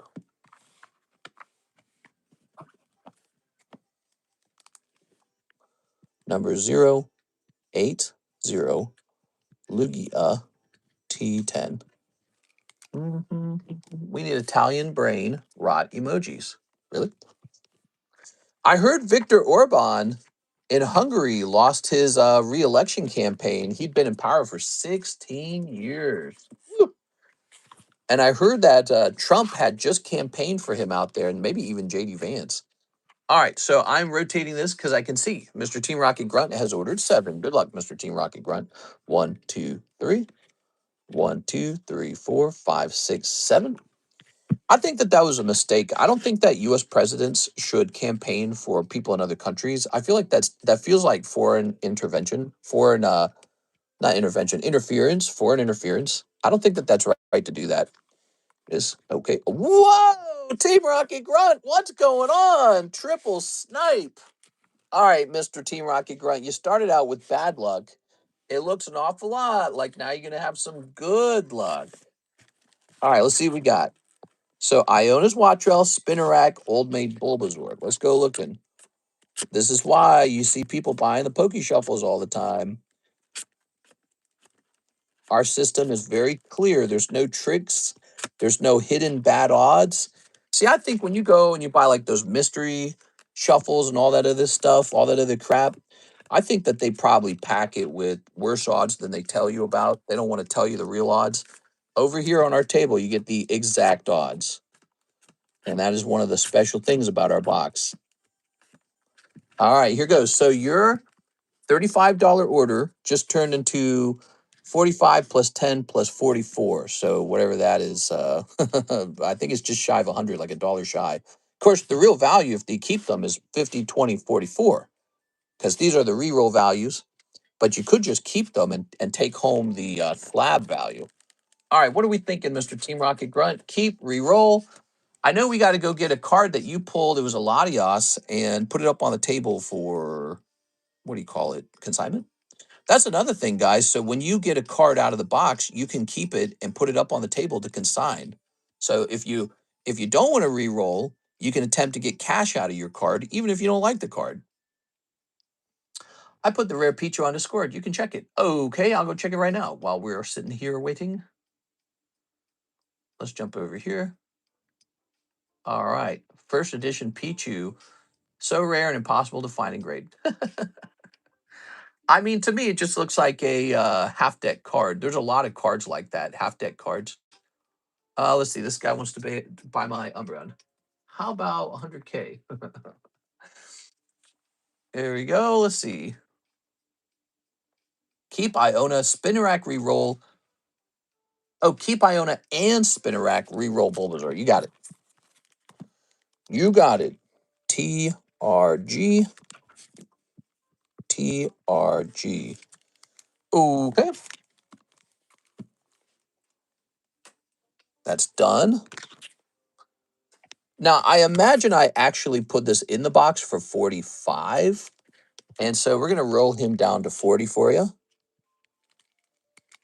And that means you're going to get 8 spots. Now, he's going to go back into the box for 9 spots, but next time he's worth only 8 spots. 1, 2, 3, 4, 5, 6, 7, 8, 9. See, that's how it works, guys. Pretty neat. You can often watch me building the Poke Shuffles right in front of your eyes. And it's very much like just participating in $5 breaks, which are super popular. Super popular. People love $5 breaks, especially when you can re-roll them. 1, 2, 3. 1, 2, 3, 4, 5, 6, 7, 8. That's more cards than his initial buy-in. He bought in for 7, and now he's re-rolling for 8, and he kept 2 cards. 3, 4, 5, 6, 7, 8. Oh, but this time he will just be going back into the box. It was probably worth a shot. Imagine you had hit another jackpot like the last time, like this $7 roll, and it just kept going. But this time he is going to survive, and the box is going to hold on to its additional pulls. All right, but you still did well, walking away with a $20 spinner rack and a $50 Iona. You know, together that's a $70 value. Not bad. Okay, here's Joseph Smith, 1 Pokey Snipe. You got it. You see this a lot. You're seeing people take these Pokey Snipes for fun. 1, 2, 3, and 4. You got Barraskewda. What's interesting about the little one, the small one spot snipes is they probably shuffle the box up a lot. So every time somebody comes in with like a $5 snipe, it shuffles the box again, doesn't it? Look how crazy I am with my grading. Look at this, guys. That is nothing more than a common card. And I decided to grade it. I decided to grade it anyways. Wow, that's a nice 10. Look at that. From 2020. What set is that? Does anyone know what set that is? Look at the little symbol down there. It's got the little trident or something. Look, this one's from Sword and Shield base set, I'm pretty sure.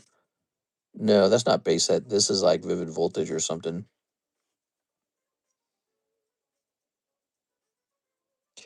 You know, that's a lot of money to waste trying to grade non-hollows. But it's a curious thing because I think I can still sell them around the $50 mark. They're English 10s, they're 6 years old. And uh, it's just me testing the limits of what people will buy and what will sell and what you can do. Yeah, check news on Katy Perry. Katy Perry accused of sexually abusing someone. Oh, holy mama. She didn't sexually abuse me? Dang it. All right, let's see. I shouldn't make light of that kind of stuff. It sucks. It sucks, obviously. How about speaking of sexual abuse? Did you guys hear about the Californian politician? What's his name? Swalwell or something like that? It's kind of an ironic name.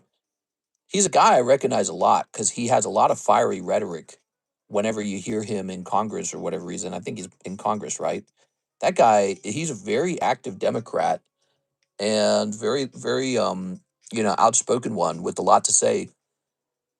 And he is going down in flames right now because he has been accused of sexual abuse, potentially R-wording a girl while she was drunk. I guess that counts as R-wording.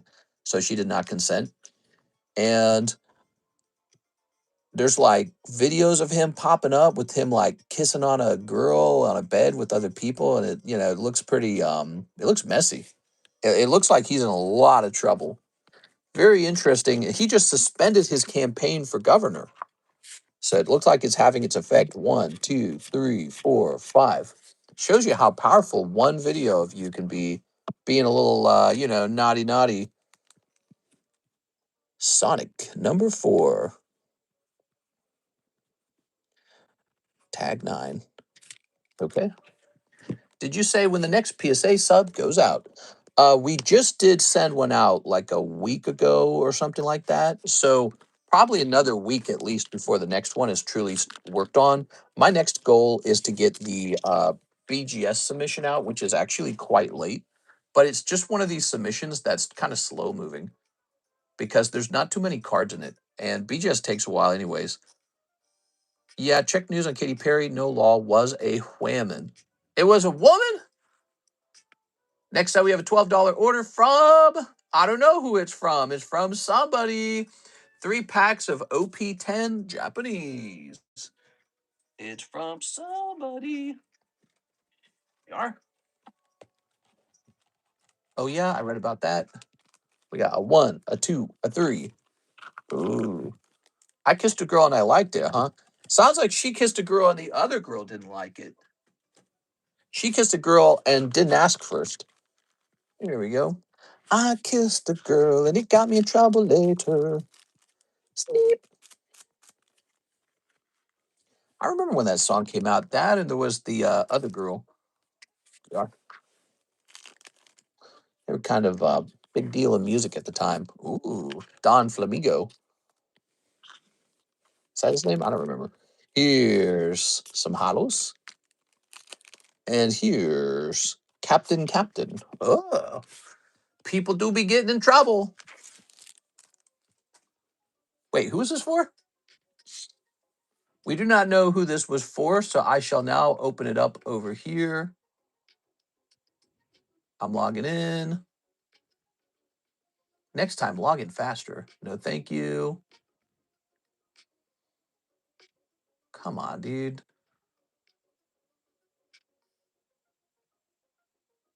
What is this doing? I hate this stupid thing. I just went into my PayPal account.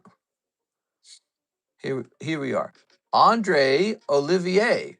Mr. Andre, just let me know it's you, Mr. Andre. I got to know it's you so I can place it into your bag. Mr. Andre. Haha. Very good. I had to log into my PayPal to figure it out, which is interesting because it means the Google Pay redirects through the PayPal. I kissed the girl. It was okay. I'm tired of kissing girls. Okay, what we got? We got an order from Team Rocket Grunt, and he says, okay, now for the real last purchase of the day, 1 live, 1 Pokey Shuffle Snipe. You got it. 1 live, 1 Pokey Shuffle Snipe. Yeah, it's me. Website logged out of my account. Oh, really? 2, 3. You should be able to leave a note mentioning that it's you. That should help.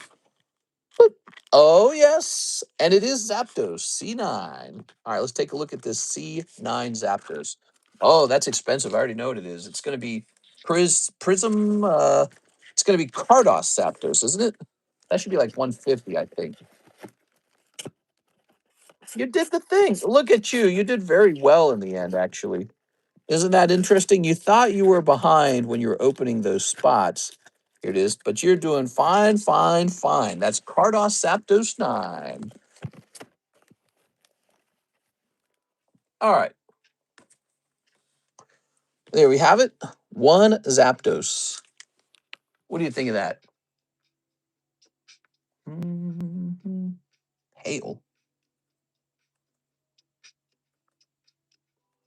Oops.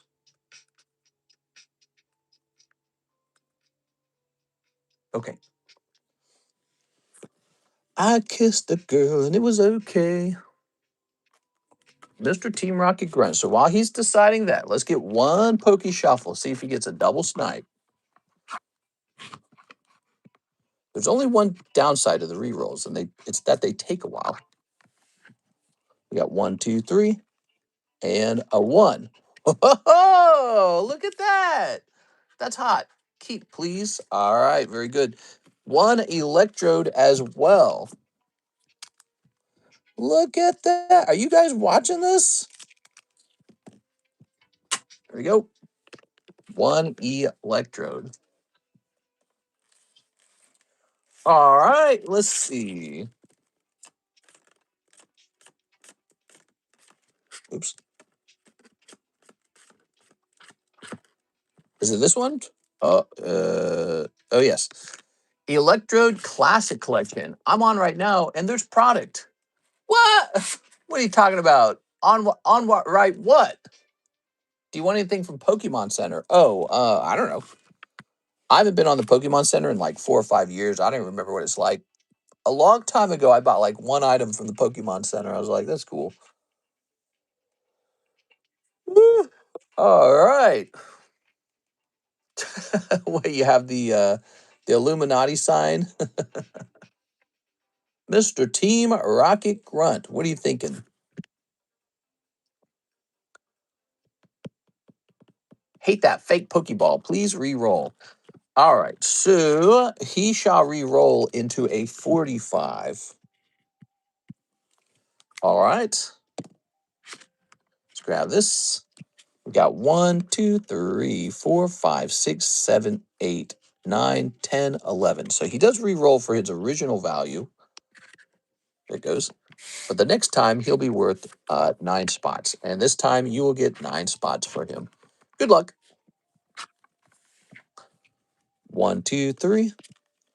1, 2, 3, 4, 5, 6, 7, 8, 9. Wow, from 1 spot to 9 spots.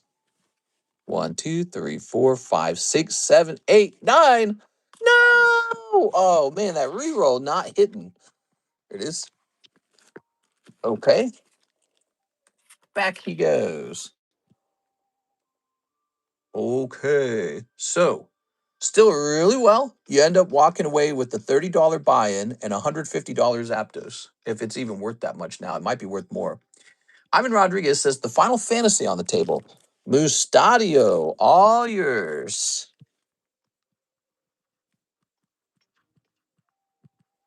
Okay. Hello. Mr. Ivan, thank you so much. And now we have an order from, excuse me, I got a hiccup. It looks like we got one order from Mr. Andre Olivier. And he says, sorry, that was my 3 packs website logged out of my account. That website, freaking website. What else we got? We got some emails to delete. Excuse me. I'm dealing with like heartburn all the time these days. The Wegovy causes the Wegovy causes a lot of heartburn, man.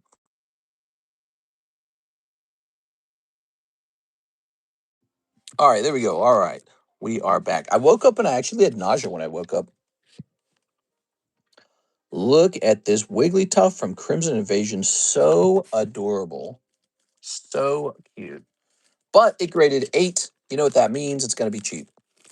Somebody was asking about the cheapest card on the table. It's probably going to be this one. Cheap little Wigglytuff. It is a rare card, but it's not holographic. $16. Now, here's a really nice card. This is going to be Darkness Ablaze Melodic. What a lucky 10. That's real lucky. Melodic. One of those Pokemon. It's kind of like Tyranitar, where people forget that this is a high quality, like high demand Pokemon. And there's just not too many options for Melodic. But yeah, Melodic is one of those desirable Pokemons. It's like A tier or B tier. You know, let's say there's an S tier and Umbreon and Charizard and Pikachu are an S tier. Melodic and Tyranitar, those would be like A tier or something like that, you know? All right, let's take a quick look. Melodic. Dark. You gotta appreciate the 10s, guys. They're so hard to get. How many Melodics were get passed up before this one was able to grade 10? And actually, it looks like there's none for sale, which is not a surprise. Yeah, there is not one for sale. I get to choose my own price, therefore. Um, I do think this is a very special card. Because again, it is just so hard to grade these 10s. It really is. I'm gonna go with 120 since it's melodic. Okay. All right. Maybe I should go eat something so I can stop coughing. Jesus. All right, we've got Mr. Ivan Rodriguez. He wants the cute little Wigglytuff. Here you go, Mr. Ivan. No problem.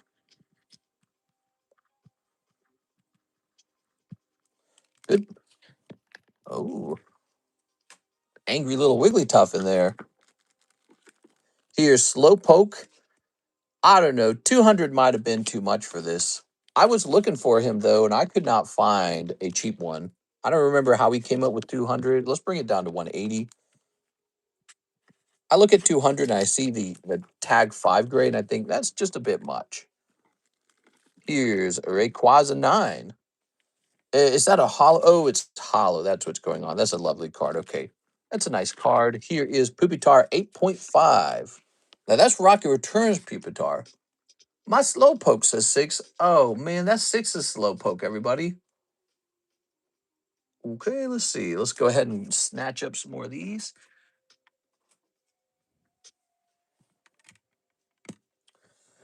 Pokemon Go Snorlax. That's quality. I like these Pokemon Go stamp cards, don't you? They got the Pokemon reverse stamp on it. It's not a reverse, I guess. Crazy how much these sleeves hide the beauty of the card. You have to get the crystal clear sleeves to truly show it off. Crown Zenith Black Star promo. All right, we're going to say Snorlax, go. New winning auction bids are now final. What? I just got email from eBay talking about some kind of new feature. A surprising and yet unsurprising $75 on this one. Some people forget Pokemon Go was 2022. That's 4 years ago. It's a 4-year-old set. It's older now. This is 46 out of 75, and it's Sapphire Tops Chrome, Star Wars The Phantom Menace, the Trade Federation's Mysterious Conspirator. Ooh, I got to cough really bad.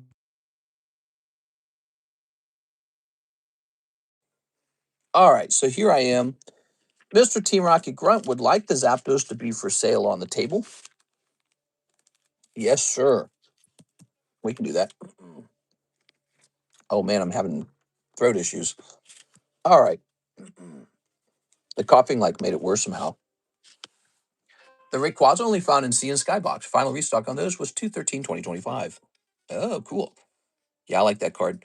So this is Star Wars Phantom Menace. Tops Star Wars.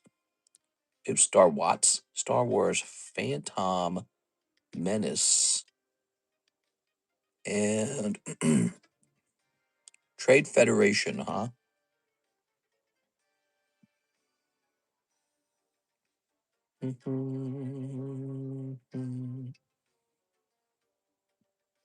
All right. So here are some cards from the same set. Not this exact card, but I can see when it's a yellow refractor, they're selling between $40 and $60. Is that accurate? Like, look at this one. Sebulba Gold out of, wow, that's crazy. So not terribly expensive, I guess. Oh, wait, here's one where they're fighting with lightsabers, and now it's like $300. So I guess it matters what's going on in the scene. Okay. What if I do this? What if I say /75? Oh, wow. Here's the exact card. Okay. So I found it. So right here, up here. No, that says Bet Watto. I take it back. That's not the exact card. All right. So we have this yellow card. There's three of them. They want 150 per card. I don't know. It's a cool card. I see the two droids in the back. There's the Sith Lord, and there's these two guys. I don't know. Maybe we do 100 even. I don't think I'm not as tough when it comes to like Star Wars prices because I don't truly collect Star Wars. Okay, what do we got? We have Mr. Team Rocket Grunt wanting to, oops, come on now, wanting to price up the Zapdos. Okay. Let's take a quick look at that Zapdos before we turn him into consignment. Let's see what kind of return we get on him. We want to see what kind of information shows up. Cardos Zapdos. He might be more expensive now. And so we're going to start him at the price he is on. Oops. Zadosos. Zapdos. What the? Man, this app sucks, man. All right, there we go. I would like erase it and it would not count it as erased. There's the 10 for 150 as a CGC gem mint. No data on the 9. There's no data on the 9. Let's check sold then.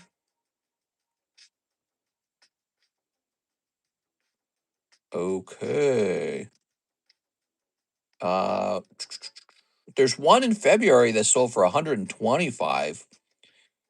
I think 150 is going to do it. I think that's probably accurate. So the most recent one sold in February on February 18th for $125. So we're asking 150, which is over that. So I think it's already correctly priced.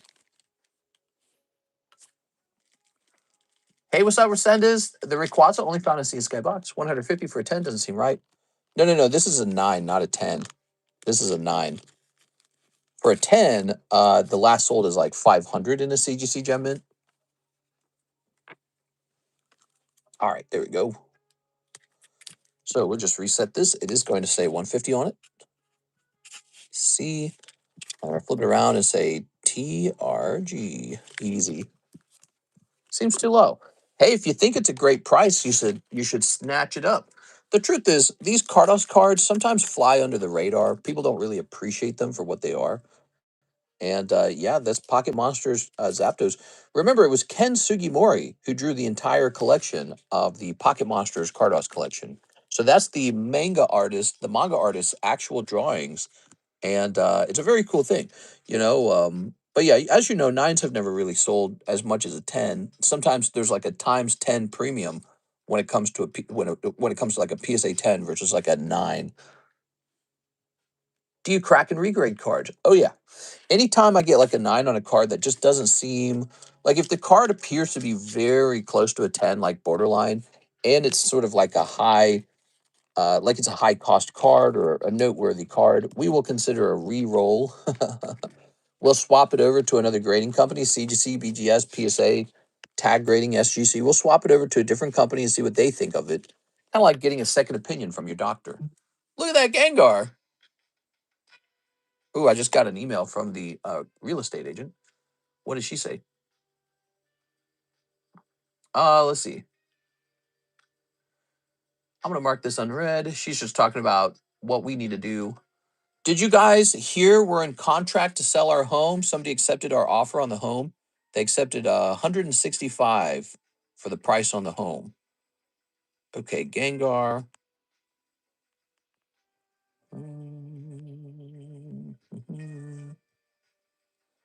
Let's see. Dooby dooby doo, dooby dooby doo. All right. I am putting this card at $100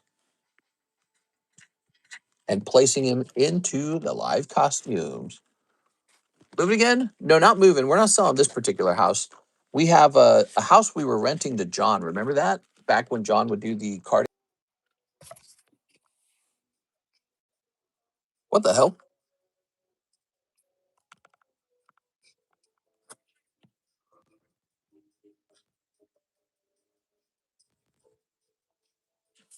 That's not right. Hold on. Whoa. Are we broken?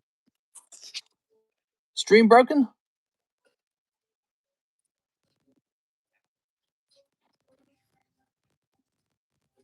My cell phone. It's hold on. Let me plug this in. Hold on, let's see.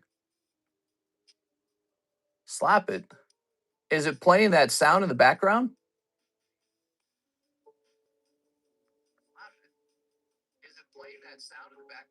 Oh, it's not. So weird. So strange. So strange. So the reason for the hesitation, also the color is just because of that blue card. See that? Isn't that crazy? So the reason for the hesitation there is when I hit reset on the app to get it to work again, um, it started playing a video of mine and I could hear myself talking through the phone. So I could hear myself in one of my own videos, and yet it said we were live at the same time. What the hell? So some kind of bug with the app for sure. All right, let's grab some of these, shall we? Give me a second. Is it playing the sound in the background? It was playing like one of my own videos. Can you guys hear that? Is it playing one of my own videos for you guys right now? Wait, what if I turn this up? Will I hear it again? No, it's gone now. So strange. Okay. Really, really strange. Okay, so Mr. is the tag king. I don't know about that, but we haven't had any PSA returns in a long time because PSA is as slow as buns. I got a lot of cards with PSA. They're just not coming in because they're so slow. PSA is as slow as buns right now. And yes, tag is faster. So we're getting a lot of tag returns and not a lot of PSA returns. That's why you're seeing tag on the table. Tag's faster. They're not insanely faster, I guess, but they are faster. Why do you think they're so slow? Everyone wants PSA grading. Everyone sent probably BGS is probably going to be slow as buns as well. But remember I told you guys we have a middleman contract with Tag, and Tag even told me, they said at the time I was signing the contract, they said we'll try to get your stuff done a little faster. That's what they said. They said we'll prioritize your stuff. And so we might just be getting a little faster service with Tag anyways. So we got Tag middleman service for $30 and a little bit of a faster turnaround time. That's great stuff, guys. And Tag's a very harsh grader. So it's like if you just got like a nice modern card and you want to get it graded, you can send it into them and they're probably going to give it a very accurate or very harsh grade. And then you can get a nice 10 and be like, bada bing, bada boom. Actually, I don't know if you guys saw this, but the Masaki Tag 10 Gengar sold for 100K online. Did you guys see that? It was just like this one, but it was Tag 10 and it sold for $100,000. So I thought that was pretty interesting. You don't see a lot of high-end vintage going through Tag, but maybe people will be taking some of their nines and regrading it with Tag to see what kind of grade they can get. Mister, where did you hear that the actor from Muscle Man died? He's alive. Oh, hold on, let me look. Maybe it was a fake post. Let me look it up. Actor from regular show died.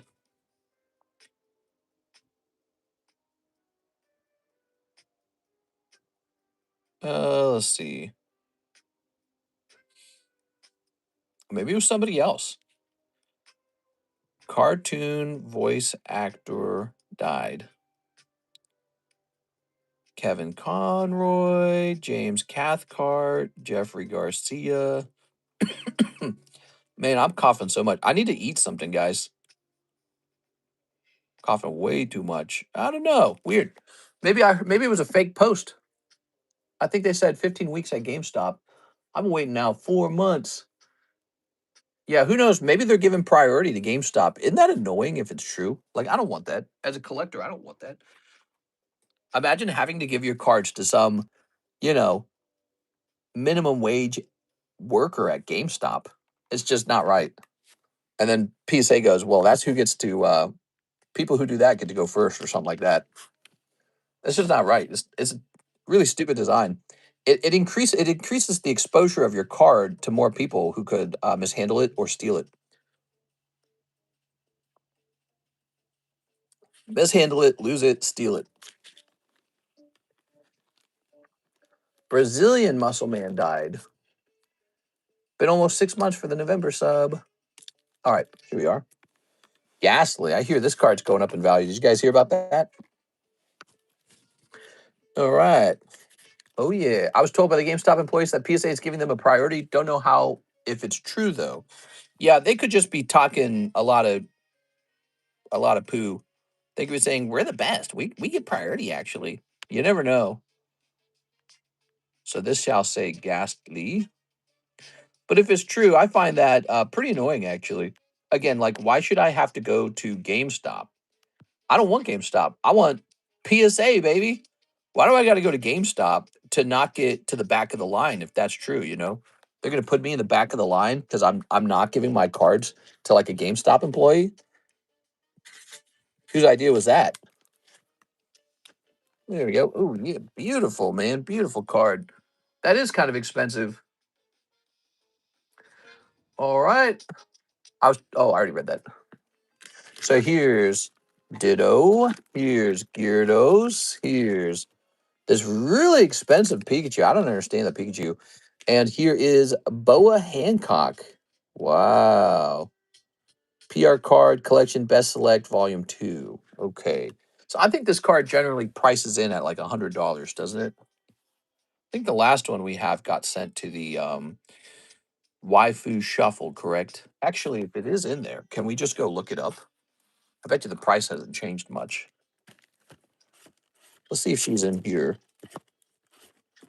If she's not in here, like if we can confirm she's not in here. Oh, here she is. $105. All right, 105, huh? We'll do 90. Just quick harsh grades with lowball offers on buyback just to regrade and resell. You think so?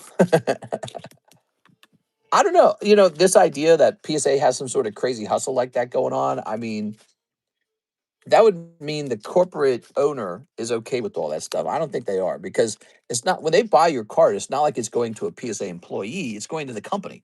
So the CEO would have to be okay with some kind of system doing that. I don't think he would. Why would he ruin his golden goose just for a little extra couple $1,000 here and there? It's not, it doesn't make any sense. We got Boa Hancock. And here is Destroy It. Quick harsh grades with low ball offers on buyback. Yeah, their offers were not always that low ball, by the way. If you remember, when PSA first started offering to buy your slabs back, they were offering like full market price. It was nuts, dude. I sold them a non-hollow Umbreon for like $100. I was like, cha-ching! I couldn't believe it. They don't do that now. Now it's like 40% of the value of the card they offer. Let me show you that in case you think I'm lying, which I'm not, but Umbreon. I couldn't believe this. It was so easy to just here it is. Okay. So I think two of these are nines, right? Okay, so take a look at this. These two are nines. That is a non-hollow trick or trade Umbreon. Oh, that is a non-hollow trick or trade. Why did that break? God, dude. Non-hollow trick or trade Umbreon being purchased by PSA for a full $100 right then and there. Pretty crazy. And I thought that that was quite good. Get paid instantly, no shipping. Now they got a taste and stretch the limit of how far they can cook the customer. Well, they're basically playing the role of GameStop. Like let me ask you that: why does PSA even need GameStop? They don't even need them. They could just offer their own online reroll system. You know what I'm saying? They don't need GameStop for that. But maybe they see it as sort of like a monopoly or a conflict of interest. They're supposed to be impartial third party grading, and some of their recent business developments don't feel that way. Look at that. Destroy it with 36 watchers. 36 to $100. Wow. Has it sold before? What did it last sell for? No information on it selling before. I'm gonna offer my destroy it for just 125. Here it goes. I will never sell to PSA as I've heard of people selling their undergraded cards only to check their number later to see it was bumped to a 10. Sounds pretty scummy to me. It's cheaper to use a brand with multiple locations to streamline it all to PSA. We have to ask who benefits from this, PSA or GameStop. On certain dates, they set up and give them directly to PSA, so there's no shipping there. You are aware that GameStop has enough capital to buy PSA outright. For people, nah, dude. You can have a lot of money, and that is not gonna matter. They cannot buy PSA. They could have $1 trillion and they couldn't buy PSA. You're misunderstanding the concept of ownership. For people like me that don't want to submit through PSA and are lazy, so make someone else do it. Haha. It's how Mattress Firm has so many locations. They don't sell mattresses; they sell locations. Look at this, lovely, lovely. All right, PSA is an actually good company. Here we go. What do we got? We've got Mickey Mouse. I'm gonna set him to the side. We have not seen anyone enter the Mickey Mouse break. We have seen people entering the Team Rocket booster pack break. This guy's already up to 4, so we are seeing that. Here is Fui Smoko and the Gengar Mimikyu a break. Nobody has entered that either. Rough days, huh, guys? The Actually, all people are buying is live customs and Poke Shuffles right now. Very interesting. For people like me that don't want to submit through PSA, doesn't GameStop have like 2 billion in liquid cash? Like a drop of money. The 3 PSA 10 Umbreons from yesterday, are they still available? Actually, I'm very curious. Let me see this.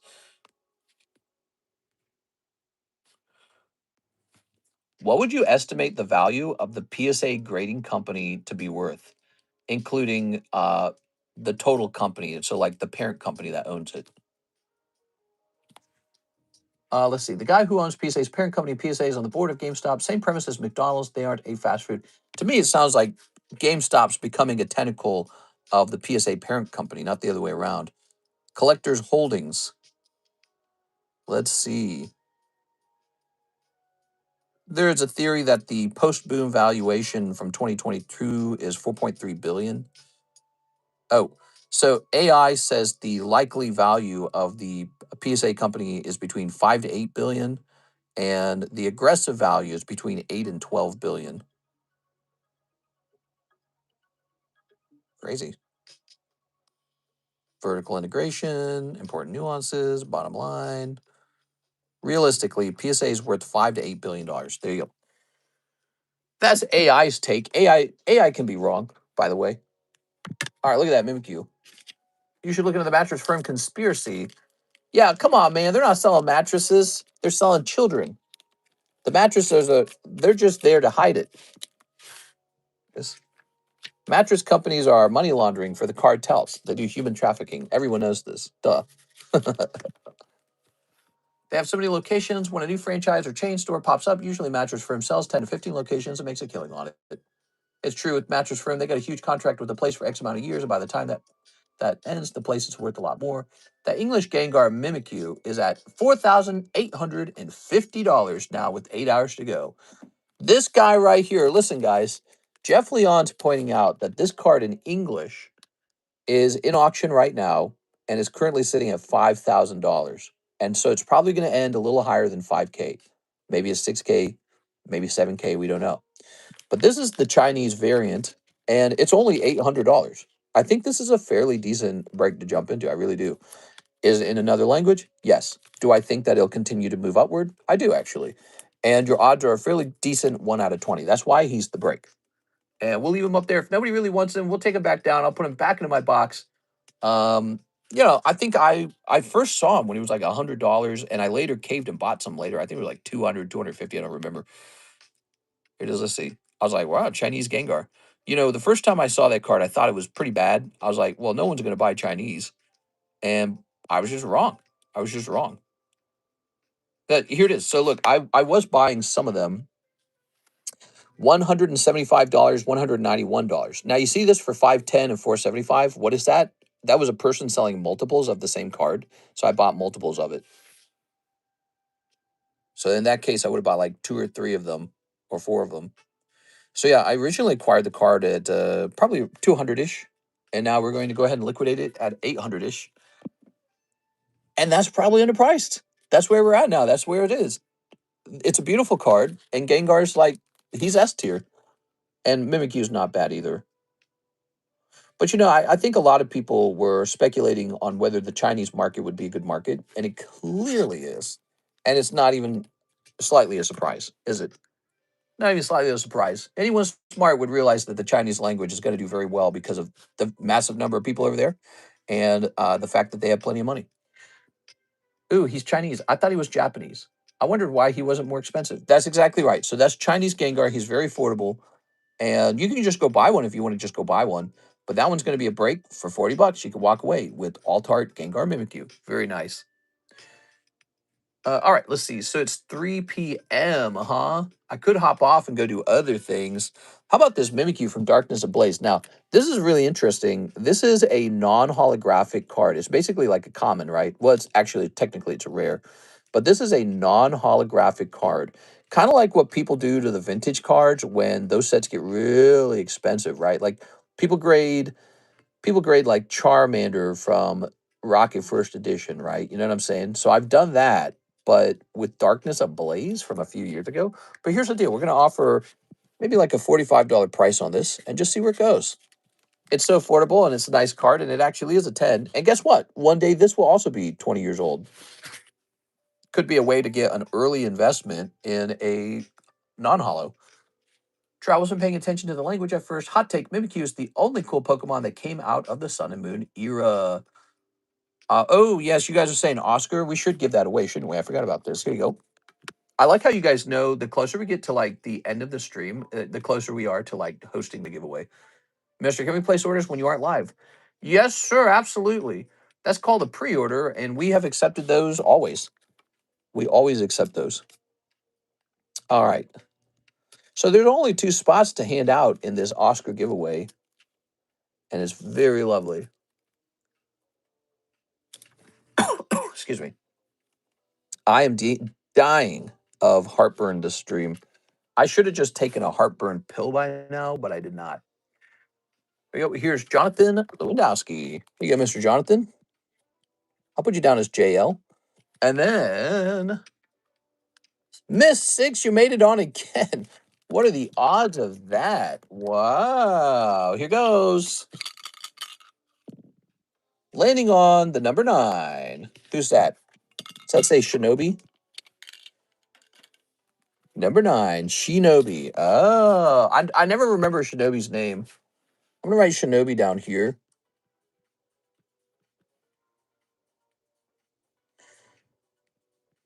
There we go. Mr. Shinobi, is he watching tonight? Boop. All right. So that also does mean we are allowed to pick a new giveaway. Who doesn't like new giveaways? Like maybe this guy right here who also graded 9. Pretty harsh, man. I can't believe they gave this one 9 and the other one 9. That's why we're going to ask a fair price on the one that graded 10. We're not going to ask a low ball price, are we? Yeah, their grading can be quite harsh, man. Sonic. You want the Sonic giveaway? I'll do the Sonic giveaway if you guys want. I don't care. Let's get a Sonic giveaway running. So I probably would have listed this for $25. So I'm going to write it down as me donating to. Wait, didn't we already have a giveaway running? We had a giveaway running already. Where'd that go? I do this all the time, by the way. Oh, here it is. Okay, yes. It's this Pinsir. Oh, yes. Give me a moment. Peeling that off. So that is the current giveaway. Setting this in here. Now, that's the new giveaway. The keyword shall be free. I'm going to type in free over here. We've had a very generous month of April. Oh, my phone's going off there. Here we have click, Jack Woodworth. He says, for the Mimic U. Yes, sir. All right. Mimic U is sold to Jack Woodworth. What's interesting, Jack, is I don't really make a lot of money on this card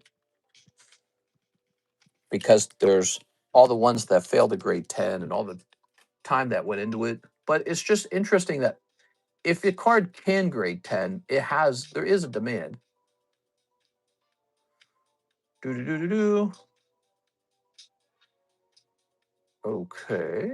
Let me go ahead and mark this on red. Here, oh, we already did that one. That was Jack Woodworth. Thank you, Jack. All right. I'm getting all this emails from the real estate lady. Nightbot hates me.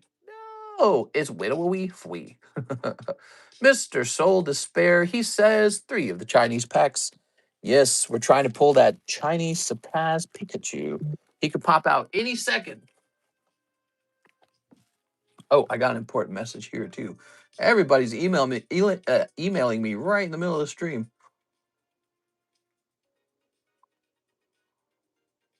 Big, gigantic pictures. I think this guy bought a book box and he's showing me that the boxes may be damaged.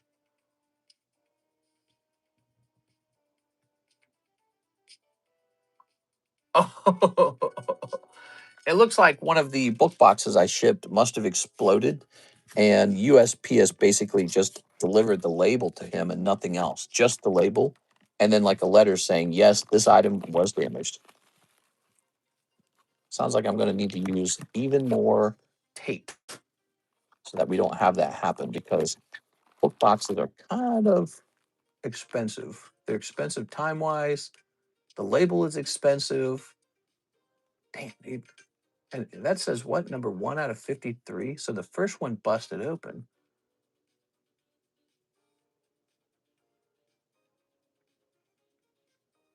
All right. All right. Sorry, guys. I was just looking at that. So we're going to do 1, 2, 3. I got an issue to fix now. There's always an issue to fix when you're doing this. There's always something. There's some little thing. Some book box exploded. Dang, dude. Snipping this. That's going to cost me like $18 just to print a fresh label. And then the actual cardboard box that holds all the bulk, it's like $1.50 these days. So it's like $19.50. Ooh, $19.50 just to get the materials to send in a fresh box of bulk. And then there's the bulk itself has to actually all be sent out. It's ridiculous. Yeah, should have. I guess you got to do like a ridiculous amount of tape. That's the solution. You have to do a ton of tape because obviously that was not enough tape. I'm learning again that you must do tons of tape. Maybe I can find like really wide rolls of like. There's a label 153, but no box. I got to notice that the box might have been separated. Oh yes, it certainly did. How to enter the free tag card. Hey, thanks for asking, Lone Video Game Person. So notice how it has a word at the top called free. You have to type that into the, it's the keyword for the giveaway. You have to type that into the chat, and that's how you enter the giveaway. You also will want to hit the like button because we activate the giveaway when we get enough likes. Here's Team Rocket Grunt, feeling one more snipe. 5 more Pokey Shuffles. Can't get enough of the Pokey Shuffles. They're too much fun. Good luck, man. We got 1, 2, 3. 1, 2, 3, 4, 5. All right. 5 of these. Cold this time. I'm sorry, man. Pop that back in there. And Anthony Shime. Hey, Mr. Anthony. It's nice to see you. 3 PSA 10 Umbreon Aquapolis Sandstorm Sky Ridge. Refund if sold. What? Wait. Is this those were wait, I'm a very confused person for a second here. You with us, Mr. Anthony? I thought you were I'm very confused. Those were not price tags, those were populations. Oh my gosh. From yesterday. Oh my gosh. This is no good, because I pay a fee when I refund you, right? So the real price of that Umbreon Sky Ridge is like $40,000. I'm sure the Aquapolis is close behind, and the Sandstorm is perhaps $10,000. So those cards are not even close to 245. There's a misunderstanding here. That was the population count on those cards. Yes, let me look them up for you. Let me see if I can find one. Umbreon Sky Ridge. I can understand why you might want them if they were that price, because they're very pretty. But take a look here. So the cheapest Umbreon, it's this one right here from Big Box Gaming for $74,000 with 62 saves. See that? Oh, he's in the UK as well. So people will probably prefer this one so they don't have to pay import fee. So it'll be this one. TCA Gaming. Oh, so he's selling one of his for $75,000. Didn't say pop, had regular sticker. I apologize. I put the sticker on it to make the population more viewable. I put it on the right side of the slab. That's kind of like where I write down the population. My bad, dude. We are 75K for that one though. So here's the deal, Mr. Anthony. I can refund it, but there is a $7 fee. Would you mind splitting that with me? So then what you would get back is 245 minus, let's say $3. You would get $242 back. Would that be okay? Mister, it's posted price, so you have to sell it now. Oh my god, bro. I think I paid 10,000 for the Umbreon when I bought him, didn't I? Or was it 4,000? I can't remember anymore. I might have paid 4,000 for him. I can't remember. No, no, no. It was higher than four, wasn't it? All right. I appreciate the order, Anthony. You got me all excited, by the way, Anthony. I thought we had a big order coming in. Anthony Shube. Let's jump over here. I'm going to refund you $242. And the pesky PSA takes some of our money. I hate to tell you that, but they just do. When you do a refund, they do not refund the fees. There you are. Damn you, PSA. All right, that's done. We also have an order from Joseph Smith, and there should have been one more order. It hasn't shown up yet, huh? That's very interesting. So we have an order from Joseph Smith, 2 Pokey Shuffles. How's it going, Mr. Anthony? How's life, man? Is life going well? It's nice to see you, by the way. There we go. All right. You're having these? Ooh. Hey, mister, it's been a while. What's up, Mr. Catnip? I remember you. 1, 2. I miss you. I think about you every night. Ha ha! 2 cold ones. Sorry, Joseph. All right, nothing there. What Quip cards do you have? I actually do have some Quip cards. I've got Quip's Haunter and I've got Quip's Espion. Where would we be keeping that? Would that be here in this box? No. So maybe we actually, let me think about it. Espion then would have been in the E box. Where would I have stuck those? Are you actually interested in buying it? Should I go hunt it down? Wait, here's one. I found one. Look at that. Quip's Espion. I'm sure the other one can be found. It was Espion and Haunter, which the Haunter is very fun. Very playful card. Don't hunt. I was just curious.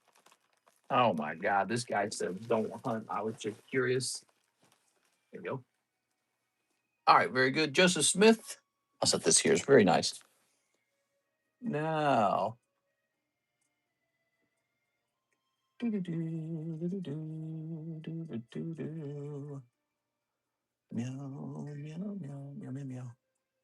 Let's hit refresh on the website orders. Okay. Oh, we already did that. Oh, so it's so weird. PayPal gives me your real name, Soul Despair, but the website gives me the Soul Despair name. That's why I felt like I had one more order. Okay, so that's done then. It's beautiful. I may get it when I get this payment. Well, that would be very cool. But there's also Equips Haunter as well, and I wonder where that went. I wonder if it's like way back here somewhere. I know she has another drawing. I just don't know where it went. It's really hard to keep track of all these slabs, you know? I guess one of the benefits of the tag slabs is they're transparent, which ironically makes it easier to see the black label underneath them. Well, guys, it's 3:08. I'm tempted to end the stream at this point. Does anybody here wish to place another order? I can keep going if you do. Look at this. Ooh.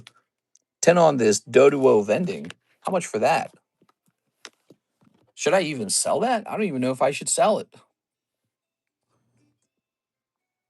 Vending Doduo. Vending Doduo. There isn't one for sale. Let me check sold. That was one of the good cards that came back. It looks like Vending Doduo sold for $600 on April 6th. That was just a couple days ago, like a week ago. Those vending cards kind of going to the moon a little bit. I honestly don't know what to do with it. I think I'll place it up here for 800 and leave it alone. Sending for Poke Shuffles. Vending series is rare. Oh, yes. Vending series is definitely rare. So we're going to set this at 800. And you never know. The next one that sells on eBay might sell for 1,000. I know that's a Yukimura, or not a Yukimura. That's a Tamakazu Komiya. Yeah, it's a Komiya. I recognize the artwork instantly. He's got that crazy style. Okay, I'd like to see some fire PSA slabs. We don't have any PSA returns in a long time. I'd like to see some fire PSA slabs. Yeah, but we do have I believe it's 2 PSA submissions are in assembly right now, but they're the January submission, or are they the, hold on, let me see which ones they are. I'm trying, so they did it out of order. We've got some really old ones they're not working on, and then they've got some more recent ones that they are working on. It's so weird. I don't like that PSA does that at all. I'd rather get my older cards back sooner. So let me see real fast. God, this is so slow. Yeah, so we have a submission, 2 older submissions. What the hell? So the assembly ones, the 2 that are in assembly, they're estimated to finish in June, but the older ones are estimated to end in April 8th. It's already April 13th. So are they going to like rush it and get it done? Because it says, look, see, this is what I'm telling you. Look. So we got these 2 assembly ones, but these are actually younger submissions. We submitted these more recently. And then this one here, these are really quite old. And this one says it should be done by April. It's already April 13. And then this one says May 4. So weird. But look, 163, 159, 152, 150. I bet you're looking at 400 slabs of mine right there. Probably about 400 of that is mine. Maybe more than 400. And PSA is just not returning them. So we got tag slabs coming out of our ears and not as many PSA slabs. All right. PSA just throws dice for grades. Yeah, I saw that. I saw that video. Mr. Jacob, I see you almost got that in for the 5 Pokey Shuffles. I'll keep waiting for you on that one. Why don't I respond to this guy's email? All right, so let me respond to his email real fast. All right, so I'm going to tell him, all right, so it looks like I will have to use more tape, and you are owed box 1 out of 53. There it goes. Doopy-dooby-doo.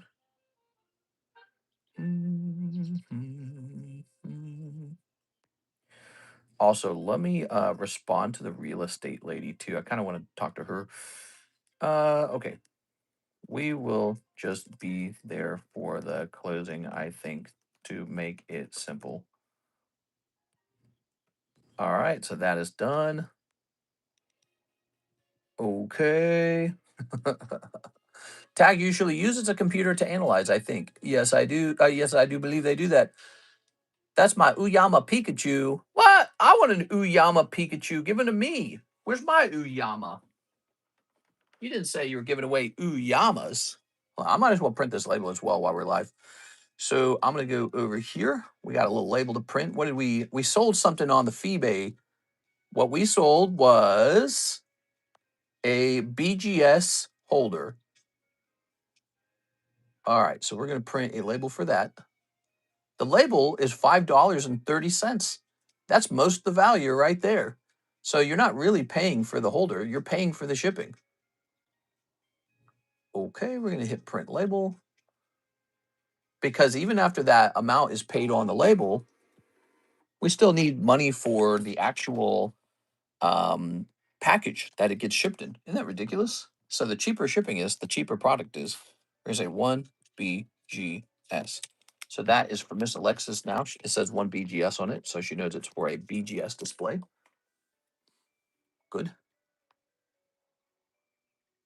Okay. And I'm running out of those BGS displays. I believe I just sent in a payment to get more of those. And then somebody ordered a book box that has to be shipped, but I'm going to let that get older first. All right, good. For some reason, website never works for me right. That damn website. All right, so this says Mr. Jacob Chickering, 5 Pokey Shuffles. Good luck in there. 5 Pokey Shuffles. I thought we had a $250 order from our friend Mr. Anthony Shime. He's trying to buy those 3 Umbreons. 1, 2, 3, 4, 5. Man, that would be an exciting price, wouldn't it? Just send those right over. Here you are. 5 cold ones. All right. I think we're going to wrap it up there, guys. That will be the end of the stream. Let me go ahead and mark somebody down on the new free slab. Appreciate you guys being here for the daytime stream. If you don't want to miss the nighttime stream, then smash that subscribe button, and YouTube will tell you when we go live. 1, BLK Fox, BLK Fox. And 3, Mike Side. Hey, hey, hey, Mike Side. How's it going? There it is. Mr. Mike Sides on the giveaway slab. Tonight, we will still have the same breaks. Not a lot of movement on these two right here. We've got Ditto Metamong and Gengar Mimikyu. We're seeing massive movement on the Pokey Shuffles and the live customs. Really a lot of movement over there. We're also seeing activity on the pack split, especially today. The pack split is now up to 4 out of 11. Don't forget, there's also a Roaring Skies pack split. Both of these are very fun ways to attempt for a rare card. These vintage packs are nuts now because any of the commons, if they grade 10, are worth hundreds. It's really crazy. So, like, yes, the pack is very expensive to get into, but if you do pull Charmander and he does grade 10, he's like a $300, $400 card all by himself. Same with the Jungle Pikachu. We learned that with the Jungle Pikachu. So these packs are probably going to see a shift in price over time as people begin to realize the odds are in their favor to open it as a result of the high prices on the PSA 10 commons. That's what I predict with that. Still loving Ditto Metamong. This is also a play on Chinese cards. I think Chinese cards are definitely a good play. You see us opening a lot of the surprise Gengar. This is also pretty active right now. So you see a lot of activity with 151 surprise Pikachu Gengar card to the moon. I think I will acquire 5 of these for myself, 5 of the Gengar Pikachus, because I like the way it looks. What else? We still got, believe it or not, we still got like 100 slabs to price. Maybe not 100. It looks like about 75 slabs left. We got like 75 slabs left to price, so we're not done on that. And Poke Shuffle box and Live Custom box are friggin' hot, dude. They are so full of cards. There's so many cards in those boxes right now because of the activity there. The this guy over here, Binder Break number 12, is really ridiculously fat now, and I didn't add anything to it today. But we're going to add some to it tonight, okay? So we'll add some more cards to it tonight, all right? Sounds good? We need a WotC box break running all the time. It's at unbelievable prices now. I don't think I'd do it. I don't think I'd do it. Like, for example, if I had started a WotC box break on one of my Rocket boxes back in, let's say, January, I would today be at a loss because the price would have jumped so much from then to now. So it's actually a very lucky thing that I've not offered any boxes in a break during extremely price turbulent time for Pokemon. So you see me placing bets on what to do next. You will see those bets change as the winds of the market change direction. But right now we're in a very extremely hot market. Still a good time to pick up cards like maybe something out of this Team Rocket individual pack break. So you can still enjoy vintage. And by the way, this is how I would have priced the box anyway. So it would have been the exact same pricing scheme. All right, I'm hopping off, guys. Thank you for showing up for the Monday daytime stream. I'll see you tonight for the nighttime stream. I hope you